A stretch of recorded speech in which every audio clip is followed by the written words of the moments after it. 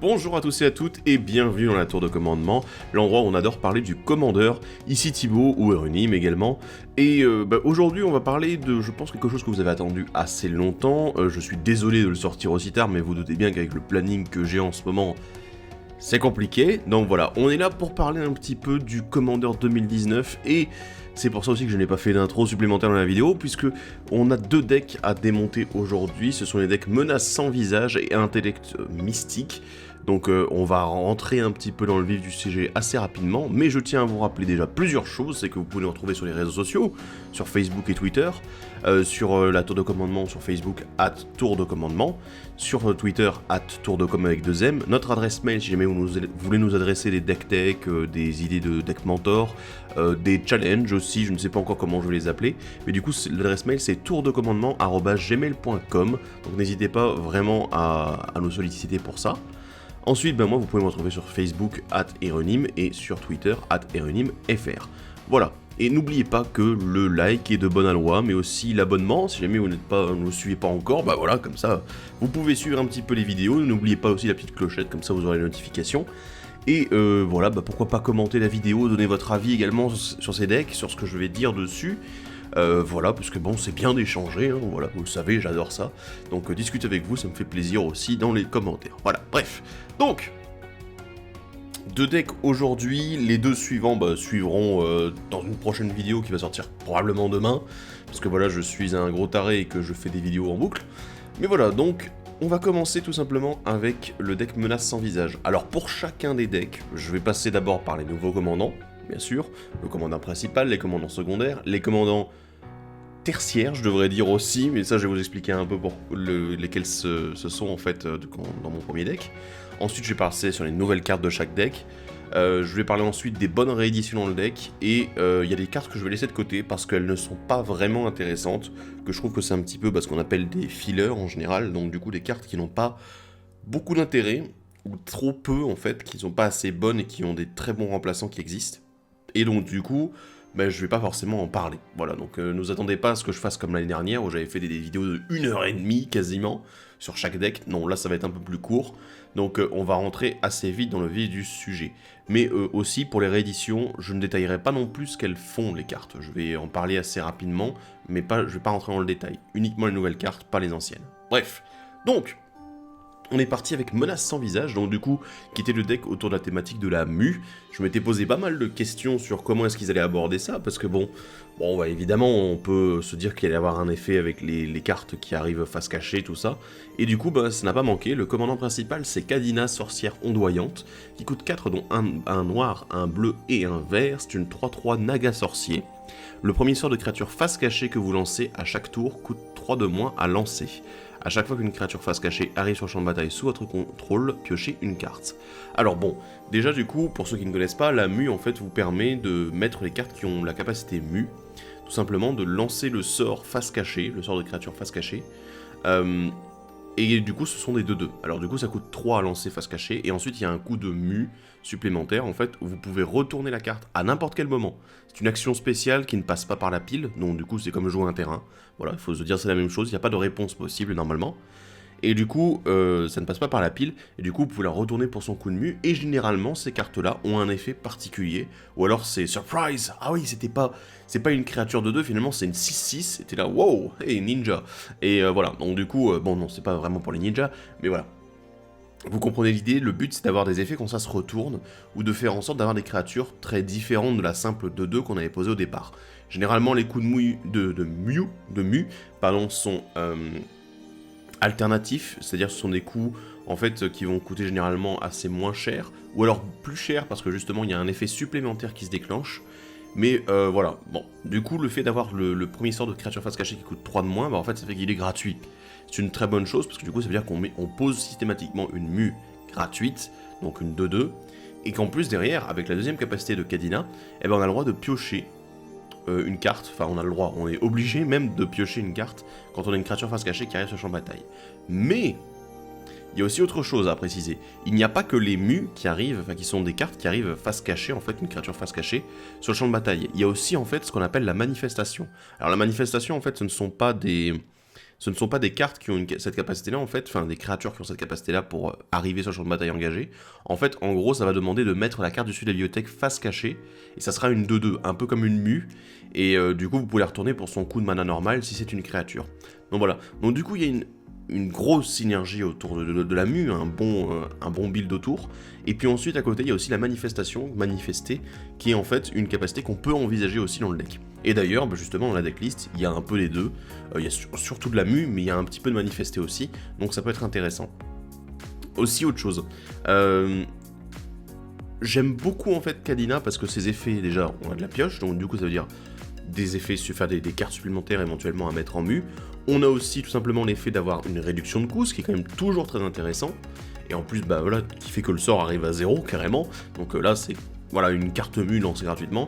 Et en plus, elle a quand même des bonnes stats, mine de rien. Pour 4, c'est un commandant qui arrive quand même assez tôt, qui est pas non plus, enfin bon, pas très tôt non plus, mais voilà, qui arrive pas trop tard dans la partie.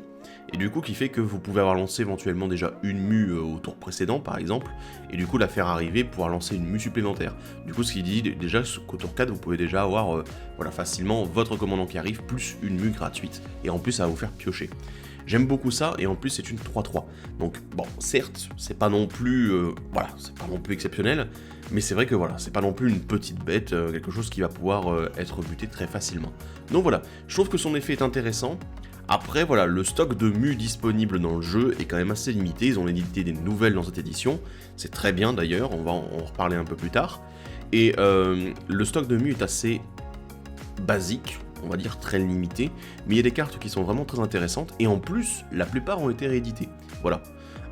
Donc du coup, bah, on va faire le tour un petit peu de tout ça, mais je pense que, voilà, si vous voulez vraiment améliorer le deck mu avec Kadina, bah écoutez, vous avez déjà une très bonne base dans le deck, ça on va en reparler un peu plus tard, mais en plus, derrière, bah, il y a peut-être quelques cartes que vous pourrez encore rajouter, mais là on est déjà parti sur de bonnes bases, mine de rien. Ensuite, deuxième commandant secondaire, c'est Rayami, première à tomber, qui coûte 4, dont un noir, un vert et un bleu, elle aussi. C'est une 5-4 vampire, donc elle a déjà de très bonnes stats, hein, vous remarquerez, 5-4 pour 4. Et en fait, si une créature non jeton devait mourir, exilez celle-ci avec un marqueur 100 sur elle à la place. Tant qu'une carte de créature exilée avec un marqueur 100 sur elle a le vol, Rayami, première à tomber, a le vol. C'est vrai aussi pour l'initiative, la double initiative, le contact mortel, la célérité, la défense talismanique, l'indestructible, le lien de vie, la menace, la protection, la portée, le piétinement et la vigilance. Alors, bon, du coup ça me fait beaucoup penser en fait à Audric, celui de Ténèbres sur Innistrad, en fait qui filait les mots-clés, en fait les capacités récurrentes à toutes les créatures s'il y a au moins une créature qui l'avait. Là en fait on est sur un petit peu à l'inverse, c'est-à-dire que c'est plutôt non je prends tout pour moi, je suis un commandant qui prend toutes les capacités des créatures qui meurent. Alors ce qui est bien c'est que c'est pas uniquement les vôtres, c'est aussi celles des adversaires. Donc du coup c'est assez intéressant et vu qu'on a du noir dedans, on se retrouve avec quand même une possibilité d'avoir des anti-bêtes assez fortes. Ensuite de l'autre côté, bon alors ces créatures non jetons, ça on s'en fiche un petit peu. De l'autre côté, ce que j'aime beaucoup, c'est qu'en fait, les créatures exilées, elles sont exilées avec des marqueurs 100 sur elles. Et en fait, si jamais votre commandant, Rayami, est mis en zone de commandement, voilà, qu'il est tué, en fait, elle revient et elle a encore ses capacités, parce qu'il y a toujours des cartes de créatures exilées avec des marqueurs 100. C'est pas dit qu'ils ont été exilés avec Rayami, parce que du coup, ça voudrait dire, là, c'est différent, etc. Là, c'est vraiment, il y a un marqueur 100 dessus, c'est une carte exilée, donc du coup, Rayami, elle prend toutes les capacités. Voilà. Donc c'est intéressant parce que du coup elle les garde ces capacités, à moins que quelqu'un puisse faire revenir une carte de l'exil, ce qui est quand même très rare dans Magic, et ce qui est quand même pas très joué non plus en commandeur, il faut le dire. Donc vraiment c'est possible. Le souci qui m'embête un petit peu, hein, le petit truc qui m'embête, bon déjà c'est un vampire qui est en bleu et en vert, bon ça c'est flavor, voilà c'est le flavor qui me fait un peu mal actuellement, mais bon du coup les vampires sont dans toutes les couleurs de Magic maintenant. Le truc qui m'embête en fait c'est que du coup on est extrêmement centré autour de notre commandant. Parce que c'est sûr que là on peut envisager, on peut dire oui bah du coup je vais essayer de lui donner la double initiative. Malheureusement noir, vert, bleu, pas beaucoup de créatures dans ces couleurs qui ont la double initiative, généralement c'est quand même le blanc et le rouge, donc du coup il va falloir trouver une solution. Qu'est-ce qu'on peut faire d'autre? Bah tout simplement l'indestructible, il y a des possibilités, le lien de vie aussi, on a la défense talismanique, c'est tout à fait possible. Voilà, la défense talismanique ça vient d'être une très bonne chose. La protection, je trouve ça bizarre d'ailleurs qu'il ait soit dans le texte, le piétinement, la vigilance, voilà, mais bon. C'est tous les éléments en fait, ces mots-clés, il y en a certains qui sont plus intéressants que d'autres. La double initiative est vraiment intéressante, le contact mortel, la célérité, oui. Célérité très intéressant en fait, surtout sur le fait que bah du coup si on le relance plus tard le commandant, bah du coup il peut avoir directement la célérité et attaquer tout de suite. Le vol, évidemment, très important. Donc voilà, vraiment tous les mots-clés qui sont proposés ici, à part peut-être, allez, la menace, la portée. Voilà, bon, à moins qu'elle soit couplée avec d'autres capacités. Mais voilà, je pense que c'est très intéressant, mais malheureusement beaucoup centré autour du commandant. Donc du coup, ce qui ferait que ce serait un deck sacrifice qu'on ferait avec plein de petites bêtes éventuellement qui ont des effets d'arrivée en jeu, et ensuite, du coup, on les sacrifie, par exemple, avec tout simplement un hôtel d'Ashnod, pourquoi pas, hein, ou un hôtel Phyrexian, pour faire du mana et du coup lancer Rayami plus tôt, et oui, mine de rien. Et ensuite, ou alors lancer d'autres sorts de créatures qui vont aussi être sacrifiées derrière pour avoir d'autres mots-clés. Et je pense que ça peut aller très très vite, mais c'est très spécifique. Et on est très loin en fait de la logique mu de Kadina. Voilà, donc vraiment intéressant, mais en même temps un petit peu outsider. C'est vraiment, on n'est pas du tout sur la même logique que le reste du deck. Ensuite, le troisième commandant, c'est Volrage, le voleur de forme. Alors Volrage, c'est Volrat en anglais. Encore un qui s'est fait entuber son nom en version française, qui coûte 5, dont un vert, un blanc, un bleu, un noir, et c'est tout. Voilà, et deux incolores, bien sûr, enfin deux génériques. C'est un change-forme 7-5, pardon, 16-5, 7-5. Et en fait, au début du combat, pendant votre tour, vous mettez un marqueur -1/-1 sur jusqu'à une créature ciblée. Pour un mana, de n'importe quelle couleur, choisis jusqu'à votre prochain tour, Volrage devient une copie d'une créature ciblée avec un marqueur sur elle, excepté qu'il est 7-5 et qu'il a cette capacité. Donc en gros, vous mettez un marqueur -1/-1, et ensuite derrière vous allez dire bah ok, je vais payer 1 et je vais devenir une copie de cette créature, sauf que je suis toujours une 7-5 et que j'ai toujours la capacité qui me permet de devenir une copie d'une créature qui a un marqueur. Pas un marqueur -1/-1, n'importe quel marqueur. Donc du coup ça veut dire qu'il a un marqueur +1/+1, voilà, c'est une baliste, je sais pas. C'est un truc intéressant avec des marqueurs +1/+1 dessus. C'est un truc qui a un marqueur, je sais pas, destin, pourquoi pas, c'est une option. Et bah du coup, Volrage peut devenir une copie de ces créatures-là. Donc ça peut être vraiment très intéressant là-dessus, et ça ouvre des possibilités. Mais encore une fois, on est sur un commandant qui n'est pas non plus sur la mue, qui est sur la copie. Un petit peu, là, du coup, il fait un peu plus penser à Rayami, en fait, où il vole, en gros, il prend des capacités et tout ça, et du coup, bah voilà, Volrage, lui, prend carrément l'apparence de la créature avec un marqueur sur elle. Donc du coup, bah, Volrage, je pense que ça va être un commandant qui va beaucoup s'axer sur les marqueurs -1/-1, +1/+1, parce qu'il y a dans 3 couleurs qui le font très bien. Bleu-vert pour les marqueurs +1/+1, ça marche du tonnerre. Noir-vert aussi d'ailleurs, il paraît. Le noir, les marqueurs -1/-1, ça marche du feu de Dieu, hein, vous avez vu Yogg-Zebul. Donc du coup, je pense que là, il y a moyen de faire une bonne synergie autour. Et encore une fois, je trouve qu'on est beaucoup axé autour du commandant. Donc du coup, bah, pourquoi pas voir encore une fois pour construire vraiment autour de lui. Le commandant tertiaire, alors lui c'est en fait un commandant qui n'a pas toutes les couleurs. En gros c'est une nouvelle carte, un nouveau commandant, mais qui lui n'a que 2 couleurs. C'est Grismold, le semeur d'effroi, qui coûte 3 dont un noir et un vert. C'est une 3/3 troll chaman avec le piétinement. Et au début de votre étape de fin, chaque joueur crée un jeton de créature à 1 verte plante. Et à chaque fois qu'un jeton de créature meurt, mettez un marqueur +1/+1 sur Grismold, le semeur d'effroi. Là encore une fois, on est beaucoup axé autour des... Comment dire, des commandants, parce que bon, le commandant ici, il se booste en fait sur la mort de ses jetons. Il y a moyen de faire beaucoup de jetons en noir-vert et de les sacrifier très facilement, de faire du mana avec, de faire plein d'effets. Je pense que bon, les decks sacrifices, vous en avez vu quand même quelques-uns dans les decks de la chaîne. Donc voilà. Grismold, lui, il aime aussi le sacrifice, et il aime aussi le fait que les jetons meurent, ce qui est quand même assez rare, parce que généralement, on parle d'effets qui se déclenchent quand des créatures non-jetons meurent. Et là, bah du coup, c'est une exception. Donc, Grismold peut être intéressant, mais je pense pas non plus que ce soit vraiment une très très grosse carte. Je pense qu'il va être assez intéressant à builder autour pour ceux qui veulent faire des petits decks, des decks sympas, mais je pense que ce soit pas non plus un très très gros commandant. Voilà. Mais en tout cas, voilà, je pense que c'est tout à fait faisable d'avoir un deck basé autour de lui, autour du sacrifice, des jetons, tout ça. Les 2 couleurs sont très bonnes pour ça, donc voilà, on est vraiment sur une logique très noir-vert, avec d'un côté les jetons, le sacrifice, tout ça, et les effets à la mort, voilà. Donc du coup, on peut s'inspirer aussi, bah, encore une fois, de ce que j'ai pu faire auparavant. Yogg-Zebul, il y a de très bonnes bases pour intégrer dans Grismold, et faire un deck autour de lui. Ensuite, dans les nouvelles cartes, alors les nouvelles cartes de cette édition, il y en a certaines qui sont éditées dans plusieurs decks, donc du coup bah, je vais en parler la première fois qu'on les voit, mais j'en parlerai pas du tout de la deuxième fois. Les nouvelles cartes, on va commencer avec une créature on va commencer avec en fait toutes les cartes vraiment intéressantes, et surtout pour commencer du coup la mue. avec la museleuse de Kadina, une naga sorcier de 1 pour 2 dont un bleu. Quand elle est retournée face visible, contrecarrer toutes les capacités que vos adversaires contrôlent. Et elle a la méga mue, là c'est une autre capacité en fait qui fait que la créature quand elle se retourne elle a un marqueur +1/+1. Et en fait en gros bah voilà c'est une mue, mais c'est juste que la méga mue donne un marqueur en plus. C'était une capacité assez peu utilisée qui était dans Dragon de Tarkir. Oui, qui avait été dans le bloc Tarkir, je ne sais plus à quelle édition elle était sortie. Je pense que c'était dans Dragon de Tarkir. Et c'était assez mauvais, on va le dire. Il y avait très peu de cartes qui étaient bonnes dedans. Et en fait, le marqueur +1/+1 n'apportait pas grand chose. Donc voilà. Mais en tout cas, j'aime beaucoup cette naga sorcier, puisque contrecarrer les capacités que vos adversaires contrôlent, ça ne coûte que 2. En plus, c'est contrecarrer toutes les capacités, donc du coup, il suffit que voilà, ça soit tout simplement un effet d'arrivée en jeu, qu'il y en ait plusieurs qui se déclenchent en même temps, celui de la créature, celui d'une autre carte à côté. J'ai encore eu le coup, là, il n'y a pas longtemps, quand j'ai fait une game. Et bah voilà, du coup, vous contrecarrez toutes ces capacités-là, pour 2, ce n'est pas cher du tout. Voilà, le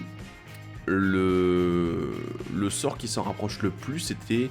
mince, un sort pour 4, un éphémère pour 4 qui exilait tous les autres sorts et qui contrecarrait toutes les capacités. Et du coup, bah là, on est vraiment sur quelque chose de spécifique aux capacités, mais qui est très intéressant aussi, donc je pense que c'est une très bonne carte. On a l'Épouvanculteur, une créature artefact épouvantail qui coûte 4, qui est une 1/4, et à chaque fois qu'il devient engagé, choisissez l'un, vous pouvez mettre sur le champ de bataille engagé une carte de terrain de votre main, ou renvoyer sur le champ de bataille engagé une carte de terrain ciblée de votre cimetière. Alors il y a une logique assez intéressante autour déjà du fait de jouer sur les terrains, ce qui va pas être quelque chose que je pense qu'on va beaucoup utiliser dans ce type de deck, mais j'aime beaucoup la capacité en fait, surtout pour le fait de faire revenir le cimetière des cartes de terrain. Alors certes, il y a déjà beaucoup de cartes qui existent et tout ça, après il y a aussi le fait que c'est quand l'Épouvanculteur devient engagé. Donc du coup, il faut trouver des moyens de l'engager, éventuellement sans qu'il attaque. Parce que bon, il a beau avoir un gros body, hein, c'est une 1/4, mine de rien, ça serait quand même bien de pouvoir l'engager pour d'autres effets, du style tout simplement faire du mana. Voilà, il y a des cartes qui existent et qui vous permettent d'engager n'importe quelle créature pour faire du mana avec, que ce soit des terrains, des enchantements, des équipements. Donc voilà, pourquoi pas, ça peut être une très bonne chose. Et de l'autre côté, du coup, moi je le jouerais dans un deck, enfin il y a aussi le pilotage d'ailleurs, tiens j'y pense. Et de l'autre côté aussi, il y a le fait que du coup on va le jouer plutôt dans un deck qui, alors soit il rampe beaucoup mais il met dans la main les cartes de terrain, ce qui est moins bon évidemment que le ramp classique où les terrains arrivent sur le champ de bataille, et ensuite il y a tout simplement le fait d'avoir des decks comme mon Gitrog, voilà, qui met des terrains au cimetière. Voilà, donc pouvoir refaire revenir les terrains c'est quand même une très bonne chose, donc du coup l'Épouvanculteur rentrera plutôt bien dans ce type de deck. On a l'Éponge de Pensée, qui est une créature éponge, et oui, ça existe, qui coûte 4 mana dont un bleu, c'est une 1/1 avec le flash, et quand il arrive sur le champ de bataille, il arrive en fait avec un nombre de marqueurs +1/+1 égal au plus grand nombre de cartes qu'un adversaire a pioché ce tour-ci. Et quand il meurt, vous piochez un nombre de cartes égal à sa force. Donc du coup, vous piocherez au minimum 1, mais bon, ça fait un peu cher pour 4 mana. Voilà. Ce qui m'intéresse beaucoup ici, c'est que bon, du coup, dans ce deck-là, encore une fois, autour de la mue, je ne trouve pas de synergie à proprement parler avec ce deck, ni avec les deux autres commandants alternatifs. Là en fait, il faudrait le mettre dans un deck qui joue par exemple tout simplement Nekuzar, ou un deck qui fait piocher tout le monde en même temps, et qui fait beaucoup piocher. Parce que du coup on peut se retrouver avec une créature qui va déjà être un gros body, donc du coup ça va un petit peu inciter les gens à ne pas la bloquer si jamais vous l'attaquez avec, parce que derrière il risque de perdre beaucoup de créatures, et en plus vous repiocherez des cartes. Voilà, donc je pense vraiment qu'on peut se retrouver facilement avec un très gros body dans les decks qui font piocher tout le monde. Et du coup, je vous invite à la changer de deck, à plutôt la mettre dans un deck, Nekuzar, je pense que c'est quand même un très très bon commandant, et je pense qu'il trouvera sa place là-dedans. On a l'Amalgame Voleur, un grand singe serpent qui coûte 7 dont 2 noirs, c'est une 6/7, et au début de l'entretien de chaque adversaire, vous manifestez la carte du dessus de la bibliothèque de ce joueur. Donc du coup vous la mettez sur le champ de bataille face cachée de 2, voilà, et vous pouvez la retourner pour son coût de mana si c'est une carte de créature. Et à chaque fois qu'une créature que vous contrôlez mais que vous ne possédez pas meurt, son propriétaire perd 2 points de vie et vous gagnez 2 points de vie. Du coup ce qui veut dire que les créatures que vous allez manifester, vous les contrôlez mais vous ne les possédez pas. Et du coup ça fera, il y a une synergie interne à la carte, voilà. Ce qui m'embête un peu, c'est le coût de mana de la carte. En fait, il coûte 7 mana, c'est énorme, on dit vraiment c'est assez énorme. Après, ce qui m'intéresse vraiment, c'est le fait que le déclenchement de la capacité, la première, se fait au début de l'entretien de chaque adversaire. Du coup, ça veut dire que tant qu'il restera sur le champ de bataille, du coup vous allez passer le tour à votre adversaire pour commencer, et bah, vous allez prendre directement une créature que vous allez mettre en manifester. Donc je le trouve intéressant, mais en même temps cher, donc du coup il faudrait trouver quelque chose pour ramper assez rapidement et le mettre. Et du coup, là on est sur une logique aussi, jouer avec les cartes des adversaires. Et c'est pas encore trop une logique que j'ai retrouvée dans le reste du deck. Donc du coup voilà, je le trouve assez limité, mais qui peut être intéressant si jamais vous arrivez, voilà, si vous jouez un deck contrôle, enfin contrôle magic, je devrais l'appeler comme ça, qui en gros prend le contrôle un peu de tous les decks adverses, ça peut être une très bonne chose sans avoir forcément uniquement la manifestation qui compte. Donc voilà. On a un nouveau dinosaure, l'Altisor du Zénith, qui coûte 9, dont 2 verts, oui. C'est une 10-10, et quand il arrive sur le champ de bataille, il se bat contre jusqu'à une créature ciblée que vous ne contrôlez pas, et il a rage, à chaque fois qu'il subit des blessures, il se bat contre jusqu'à une créature ciblée que vous ne contrôlez pas. Donc du coup, ça veut dire qu'il arrive sur le champ de bataille, il va se battre, si vous le souhaitez, et du coup, comme il se bat, bah, du coup, il subit des blessures, et du coup, il peut se rebattre avec quelqu'un d'autre. C'est un peu le bordel, voilà, on va le dire sérieusement, c'est un peu le bordel. Donc du coup, il peut enchaîner comme ça, par exemple, bah, si il y a plusieurs petites créatures, voilà, pourquoi pas des 1-1, voilà, un truc du genre, mais il va se battre avec, il peut se battre à la chaîne, tant qu'il meurt pas évidemment, avec ces créatures-là, et du coup faire un mini race board, voilà, et je trouve ça assez intéressant comme carte, mais là je vois pas trop l'intérêt dans le truc du deck, enfin le fonctionnement du deck, mais je pense que ça peut être intéressant pour ceux qui aiment bien jouer Dino, voilà, qui aiment bien jouer en rage, ça reste, du coup ça reste un anti-bet sur patte, pourquoi pas. On a la voix du grand nombre, une créature elfe et druide qui coûte 4 dont 2 verts, c'est une 3-3. Quand il arrive sur le champ de bataille, vous piochez une carte pour chaque adversaire qui contrôle moins de créatures que vous. Alors du coup, c'est-à-dire que dans le meilleur des cas, dans une partie à 4, vous piocherez 3. Du coup, c'est en fait un Harmonize sur pattes, dans le meilleur des cas, parce que sinon, bah, ça reste une 3-3 qui va peut-être vous faire piocher 1, 2. C'est une bonne chose, mais je pense que c'est assez limité, mine de rien. Donc voilà, je pense que si jamais vous arrivez à jouer dans un deck jeton, tout simplement, hein, voilà, un deck où il y a beaucoup de créatures, que vous faites beaucoup de créatures très vite, là c'est sûr que voilà, avoir un Harmonize sur une bête, du coup que vous pouvez éventuellement blinker, etc., ça semble assez intéressant, mais dans la logique là, du deck mu, de tout ce qui a été, des 3 commandants qui ont été proposés, je le trouve un petit peu moins bien, voilà, il n'est pas vraiment à sa place. On a Route du Retour, un rituel pour 2 verts, qui vous demande de choisir un. Renvoyez une carte de permanence ciblée depuis votre cimetière dans votre main. Intéressant, voilà. Et mettez votre commandant dans votre main depuis la zone de commandement. Il y a un coup d'union, en fait, pour 2 manas de plus, de n'importe quelle couleur, vous pouvez faire les deux. J'aime beaucoup, en fait, parce que déjà le fait de mettre le commandant dans votre main depuis la zone de commandement, ça fait que du coup vous esquivez encore une fois la taxe. Ce qui était très intéressant d'ailleurs avec le flambeau du commandant, j'ai oublié comment il s'appelle, qui était dans M15, pardon, dans M15, dans Commander 2015, et qui était, voilà, qui permettait, c'était un terrain qui se sacrifiait pour permettre de faire pari. Donc je trouve ça assez intéressant parce qu'en fait pour 2, vous avez vraiment cette capacité là qui est intéressante. L'autre, une carte de permanent depuis votre cimetière dans votre main, oui, mais c'est vrai que c'est pas fou non plus. Donc voilà, la route du retour, ça me semble intéressant pour esquiver cette taxe, au cas où voilà, vous seriez ciblé pas mal par vos adversaires, que votre commandant il reste pas sur le champ de bataille. C'est assez intéressant pour les decks où les commandants sont très importants pour le fonctionnement du deck. Donc voilà, route du retour, ça me semble être une bonne carte. Vacances de direction qui coûte 3, dont un bleu, c'est un éphémère. Le joueur ciblé renvoie dans la zone de commandement depuis le champ de bataille chaque commandant qu'il contrôle, piocher une carte. Donc du coup là ça oblige, parce que c'est pas un simple bounce, hein, c'est un bounce en direction de la zone de commandement. Donc du coup vos commandants, clac, ils retournent en zone de commandement. C'est assez intéressant, j'aime beaucoup parce que du coup c'est plus qu'un bounce, c'est vraiment ciblé dans le commandeur. Il y a le fait que ça se remplace avec une pioche de cartes, c'est un éphémère, donc c'est assez cool. J'aime beaucoup et je pense qu'il y a vraiment moyen d'en faire quelque chose et de l'utiliser dans les decks contrôle pour ceux qui le veulent. Substitution soudaine pour 4 dont 2 bleus, c'est un éphémère qui a la fraction de seconde, donc du coup tant qu'il est sur la pile, les gens ne peuvent pas lancer de sorts ou activer de capacités qui ne sont pas des capacités de mana, mais ils peuvent retourner leur mu, et oui, j'ai dit que c'était une action spéciale, ça passe pas par la pile, donc voilà. Échanger le contrôle d'un sort non créature ciblée contre celui d'une créature ciblée. Le contrôleur du sort peut ensuite lui choisir de nouvelles cibles. Donc en gros voilà, vous pouvez filer une petite bête à l'un de vos adversaires pour dire bah, je prends le contrôle de ton sort non créature bien sûr.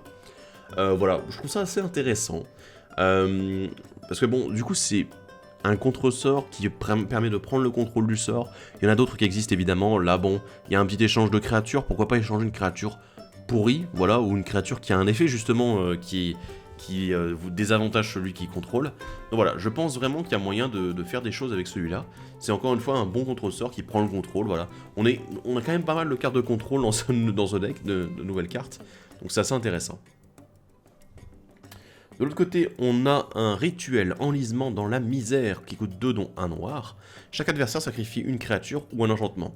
Alors je vous rappelle quand même qu'on avait un sort qui permettait pour 2 dont 1 noir de faire sacrifier chaque adversaire d'une créature, c'est comment elle s'appelle, le triomphe de Lyanna. Et là en fait on se retrouve avec quelque chose qui peut faire aussi sacrifier des enchantements, ça peut être assez cool. Donc voilà, j'aime bien, c'est une petite alternative, c'est assez sympa. Le pendentif de prospérité, un artefact qui coûte 3 quand il arrive sur le champ de bataille sous le contrôle d'un adversaire de votre choix. Et en fait, l'adversaire il peut activer une capacité qui coûte 2 et qui l'engage. Piochez une carte, puis vous pouvez mettre sur le champ de bataille une carte de terrain de votre main. Et le propriétaire du pendentif de prospérité, donc logiquement vous, si vous l'avez lancé, pioche une carte, puis ce joueur peut mettre sur le champ de bataille une carte de terrain depuis sa main. Donc du coup, en gros, c'est... J'ai un avantage à l'utiliser parce que je peux piocher une carte et mettre un land supplémentaire. C'est très fort parce que bon, c'est une carte de terrain qui arrive dégagée.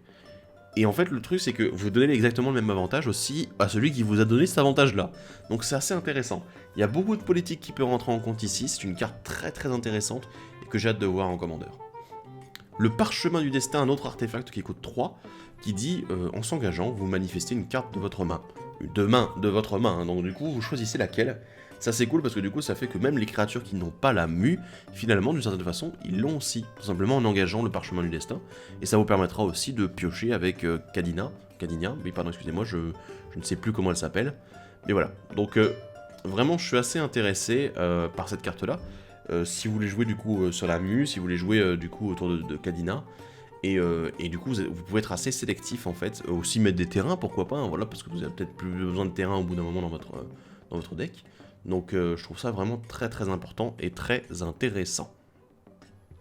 Dernière carte nouvelle de ce deck, c'est le don de destin, un enchantement aura qui coûte 5, dont 1 noir, qui enchange une créature, qui lui donne l'indestructible et le contact mortel.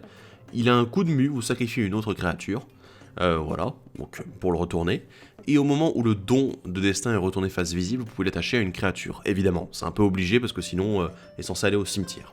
Donc, là, on se retrouve tout simplement avec une aura en fait de protection qui peut être entre guillemets jouée en flash ou plutôt retournée à n'importe quel moment. Et c'est assez intéressant, je trouve, parce que du coup, on se retrouve avec vraiment cette protection possible, un peu à l'arrache, et en plus qui ne demande que de sacrifier une créature pour être retourné. Donc du coup, ça veut dire que le coût de 5 mana, finalement, il est pas mal réduit. Ça veut dire que vous pouvez les lancer pour 3 en coup de mue, éventuellement pour 0 si vous avez Cadinia sur le champ de bataille, et derrière sacrifier une créature pour l'enchanter sur une créature de votre choix. Donc vraiment, je le trouve très très très intéressant, et j'ai hâte de voir en fait ce qu'il peut donner dans les decks qui voudront bien s'y intéresser. Dans les rééditions intéressantes, on va commencer avec les rééditions spéciales Mu, parce qu'on a pas mal. On a le Raptor Morte Brume qui est revenu lui aussi du standard de l'époque de Dragon de Tarkir. Voilà, alors je l'aime beaucoup parce qu'en fait, quand il synergise très bien avec la Mu. Parce qu'en fait, quand vous allez retourner une autre carte que vous contrôlez face visible, vous pouvez le renvoyer lui sur le champ de bataille depuis le cimetière, en fait, face visible ou face cachée. Et il a la méga mue, voilà, bon, c'est un petit peu cher, mais disons qu'en fait, c'est une créature qui va tout le temps revenir, il a le contact mortel en plus, donc c'est vraiment un très bon raptor, voilà, en plus c'est encore un dinosaure, donc c'est vraiment un très très bon raptor, et surtout en fait avec cette récursion qui fonctionne, qui synergise très bien avec la mue, et bon alors certes avec sa méga mue c'est peut-être pas forcément le top du top, mais moi vraiment je l'aime beaucoup. La protectrice de la tanière, elle ressort aussi du standard de Dragon de Tarkir, tout simplement parce que alors elle a une petite capacité qui l'empêche d'être bloquée par les créatures plus fortes, enfin moins fortes que elle, pardon, mais surtout en fait quand elle est retournée face visible, vous renvoyez une carte ciblée depuis votre cimetière dans votre main. C'est encore une fois de la récursion qui est possible, alors du coup si vous avez moyen éventuellement de bouncer cette créature pour pouvoir la remettre ensuite sur le champ de bataille, de la retourner, etc. Ça semble assez intéressant, de manière générale aussi, c'est assez intéressant le bounce, justement tout ce qui va vous permettre de renvoyer toutes ces créatures qui ont des effets quand elles se retournent, et malheureusement vous n'allez pas pouvoir retourner quand vous voulez, à nouveau à l'envers, hein. Voilà, sur le du côté mu, donc voilà, ça peut être assez intéressant d'avoir cette possibilité-là. Du coup voilà déjà une bonne créature dans ce genre-là. Le plieur de volonté, lui aussi, je pense qu'il aimerait bien être bouncé, puisque quand il est retourné face visible, vous changez la cible du sort ou de la capacité avec une cible unique. Donc c'est bien, ça permet de rediriger un petit peu tout ce qui est anti-bête, etc. Anti-enchantement, enfin anti-tout, quoi, voilà. Tant que ce ne sont pas des Vras, bien sûr. Le Vigilant Nantuko, alors lui c'est un petit peu un classique, puisqu'il va détruire un artefact ou un enchantement ciblé quand il se retourne. donc très bien. Bon, il coûte un peu cher à lancer normalement, mais le coup de mue est très bien. On a aussi du coup dans le même genre le survivaliste Einok, qui va du coup, quand il se retourne, détruire un artefact ou un enchantement qu'un adversaire contrôle par contre uniquement. Voilà, et c'est de la méga mue, mais bon, on est toujours sur la même logique. D'ailleurs les deux ont un coup de mue et de méga mue similaire, donc c'est plutôt sympa. On a aussi la danseuse de Stratus, qui est aussi une méga mue, et quand elle est retournée face visible, vous contrecarrez le sort d'éphémère ou de rituel ciblé. Toujours bien, parce que voilà, des anti-bêtes, des vras, tout ça, ça existe dans le format, et du coup il faut y penser. Le crabe à carapace de chrome, alors lui il date un petit peu, hein, c'est un ancien celui-là, mais je l'aime beaucoup parce que en fait quand il se retourne, vous pouvez échanger le contrôle d'une créature ciblée que vous contrôlez contre celui d'une créature ciblée qu'un adversaire contrôle. Alors du coup pourquoi pas échanger le crabe avec quelqu'un d'autre, parce que voilà, je pense que lui ne pourra pas non plus se permettre de le retourner gratuit, enfin de le remettre face cachée, ça va être assez compliqué. Donc moi je le trouve assez intéressant, voilà, ça va du coup d'une 3-3 qui s'échange avec autre chose, donc j'aime bien.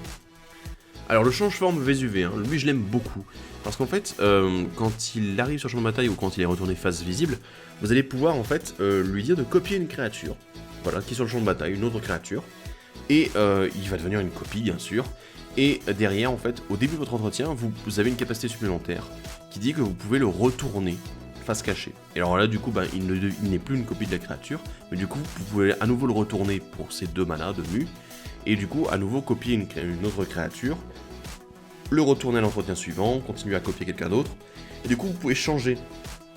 Parce que du coup vous pouvez le retourner, mais vous pouvez très bien garder une créature que vous aimez bien, vous n'êtes pas obligé de le retourner, de le repayer la mue à chaque fois. Donc voilà, c'est vraiment intéressant, j'aime beaucoup ce système de clone qui se change tout seul en fait, voilà, c'est hop, ah bah non mais j'aime plus cette créature là, du coup je vais arrêter de la copier, voilà, je vais repayer 2 et puis bam, copier une autre. Je trouve ça vraiment très intéressant et vraiment très efficace, très efficace. On a Lave-main Plume Glace, très bien, parce que lui, il bounce une créature quand il la renvoie dans la main de son propriétaire quand il se retourne. Donc aussi, voilà, un bon moyen de contrôler. On a l'Aruspice Sinistre, pardon, Grim Aruspex, c'est le nom en anglais. Alors lui, il a un coup de mue, mais il ne fait rien de particulier avec sa mue. Tout simplement, à chaque fois qu'une autre créature non jetant que vous contrôlez meurt, piochez une carte. Du coup, ce qui est bien, parce que c'est vrai que du coup, on a Kadina, qui nous permet de faire en sorte de piocher quand les créatures face cachée arrivent. Mais du coup, si jamais elle meurt aussi, c'est bien d'avoir un moyen de piocher. Donc voilà, je l'aime beaucoup aussi, cet Aruspice. On a une hydre cagoularde qui arrive avec des marqueurs, avec X marqueurs plus sur elle, bien sûr, mais quand elle meurt, en fait, elle fait autant de jetons que de marqueurs qu'elle avait sur elle. Et quand elle est retournée face visible, vous mettez 5 marqueurs sur elle, ce qui est moins cher, en fait, que le coût que vous payeriez sans lancer la mue, en fait. Enfin, sans utiliser la mue. Donc voilà, c'est assez intéressant. Bon, voilà, ça fait des petits jetons, c'est pas non plus dégénéré, mais c'est sympa. On a 1000 vents, un élémental, en fait, qui a le vol, bien sûr. Et quand il est retourné face visible, vous renvoyez toutes les autres créatures engagées dans les mains de leur propriétaire. Donc du coup, pourquoi pas, ça peut être aussi un moyen de éventuellement se protéger. Mais c'est pas, voilà, si vous attaquez avec toutes vos créatures, y compris 1000 vents qui est retourné, vous le retournez, vous renvoyez tout dans votre main parce que du coup l'adversaire avait peut-être une réponse, etc. Ou sinon, du coup, vous avez la solution tout simplement de faire ça pour un peu purger le board, et je trouve que c'est assez efficace. On a aussi le Foch sort de Keru, qui va en fait exiler, contrecarrer et exiler un sort que vous allez du coup pouvoir derrière jouer sans payer son coup de mana. Donc c'est très très intéressant. Le coup de mue bien sûr est très cher, mine de rien ça coûte 6 à retourner, mais ça se justifie complètement avec son effet. Un petit truc sympa, c'est l'ermite Télonite, voilà, qui donne plus à plus 1 au Saprobiante, mais surtout qui en crée 4 quand il se retourne. Voilà, bon, c'est assez intéressant. Ixidron, voilà, j'en parlais tout à l'heure, comment est-ce qu'on peut retourner des créatures qui sont déjà face verso, face recto. Du coup, c'est tout simplement en faisant en sorte de jouer Ixidron, du coup qui va retourner toutes les créatures non jetons face cachée. Voilà, donc vous les retournez toutes face cachée, ce sont les 2-2. La force et l'endurance du coup de Ixidron sont égales au nombre de créatures face cachée, donc voilà, c'est assez intéressant, il y a des petites synergies, c'est des petites synergies qu'on peut trouver avec Ixidron. Voilà, je ne l'aime pas trop parce que je le trouve un petit peu, voilà, c'est un peu particulier, voilà, mais ça compte aussi pour les créatures adverses, donc du coup ça fait chier un peu tout le monde. D'autres cartes qui synergisent bien avec la mue et avec Kadina, Kadina, pourquoi Kadina Plan secret qui va donner un boost à vos créatures face cachée, et en plus qui dit que quand un permanent est retourné face visible, vous piochez une carte. Donc du coup c'est vraiment intéressant. La piste du mystère, pareil, quand chaque fois qu'une créature face cachée arrive sur le champ de bataille sous votre contrôle, vous allez pouvoir tuto un terrain et le mettre dans votre main, un terrain de base. Et en plus, chaque fois qu'un permanent est retourné face visible, vous allez pouvoir du coup donner +2/+2 à ce permanent si c'est une créature. Donc très bien aussi, on est vraiment sur quelque chose qui permet entre guillemets de ramper et aussi du coup de booster les créatures qui vont se retourner. La conscription abominable, alors là c'est le top du top puisque ça exile toutes les cartes de créatures de cimetière d'un joueur. Et en fait vous allez les mettre cachées. Dans un tas face cachée, pardon, vous les mélangez, vous manifestez les cartes. Voilà, donc du coup c'est encore une fois plein de créatures qui arrivent sur le champ de bataille en même temps, face cachée, et du coup Kadina elle est plutôt contente de ça. Alors vous notez bien qu'il va nous falloir du mana pour ça. Il va falloir du mana pour activer, pour payer déjà le coût de poser le sort face cachée, et ensuite pour activer la mue il nous faut du mana. Donc du coup il y a plusieurs, même pas mal de cartes qui ont été mises dans ce deck pour le mana. On a la Muse des Graines, alors je dis vraiment, c'est très général, c'est pas uniquement du mana. La Muse des Graines c'est une très bonne réédition, franchement, s'il y a peut-être une raison principale d'acheter ce deck, c'est elle. Tout simplement parce qu'elle fait dégager tous les permanents que vous contrôlez pendant l'étape de dégagement de chaque autre joueur.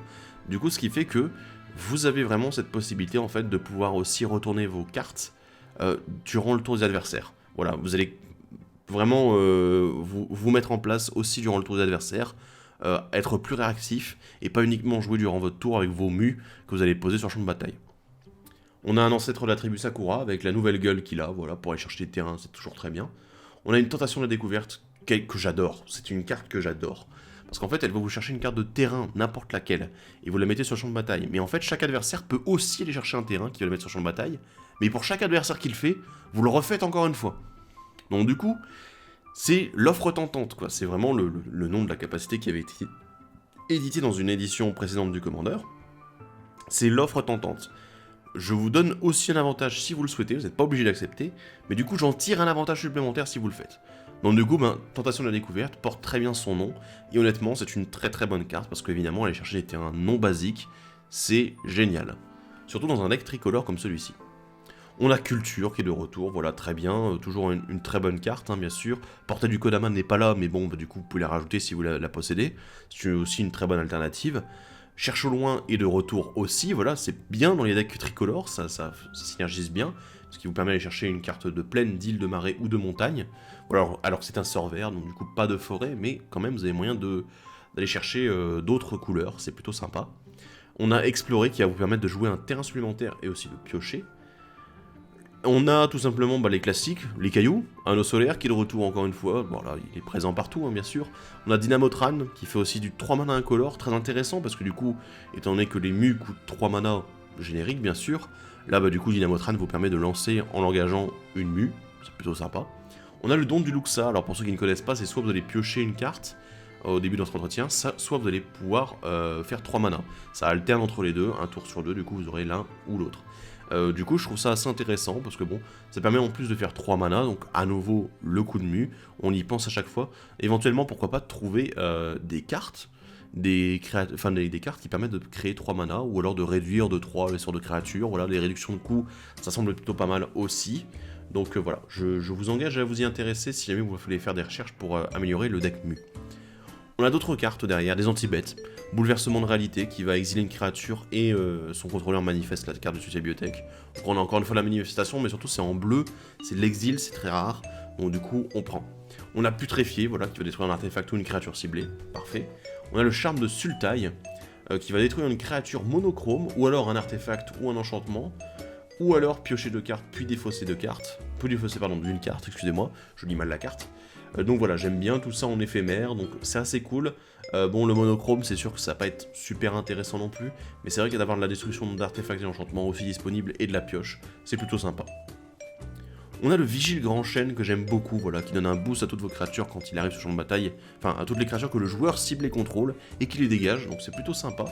On a la Ruée Irrésistible, très bien aussi pour tout simplement finir une game. Alors je ne sais pas si dans le deck Mu c'est tellement approprié, parce que voilà, le boost est équivalent à la force la plus élevée parmi les créatures que vous contrôlez. Il n'y en a pas énormément, donc voilà, je pense que c'est un petit peu limité, mais ça reste une très très bonne carte. On a une réédition de Vraskal Inapparente, c'est assez étonnant de voir des Planeswalkers réédités qui ne sont pas issus des decks Commander, parce que ça n'était jamais arrivé auparavant. Donc du coup, Vraska Ignaparante, voilà.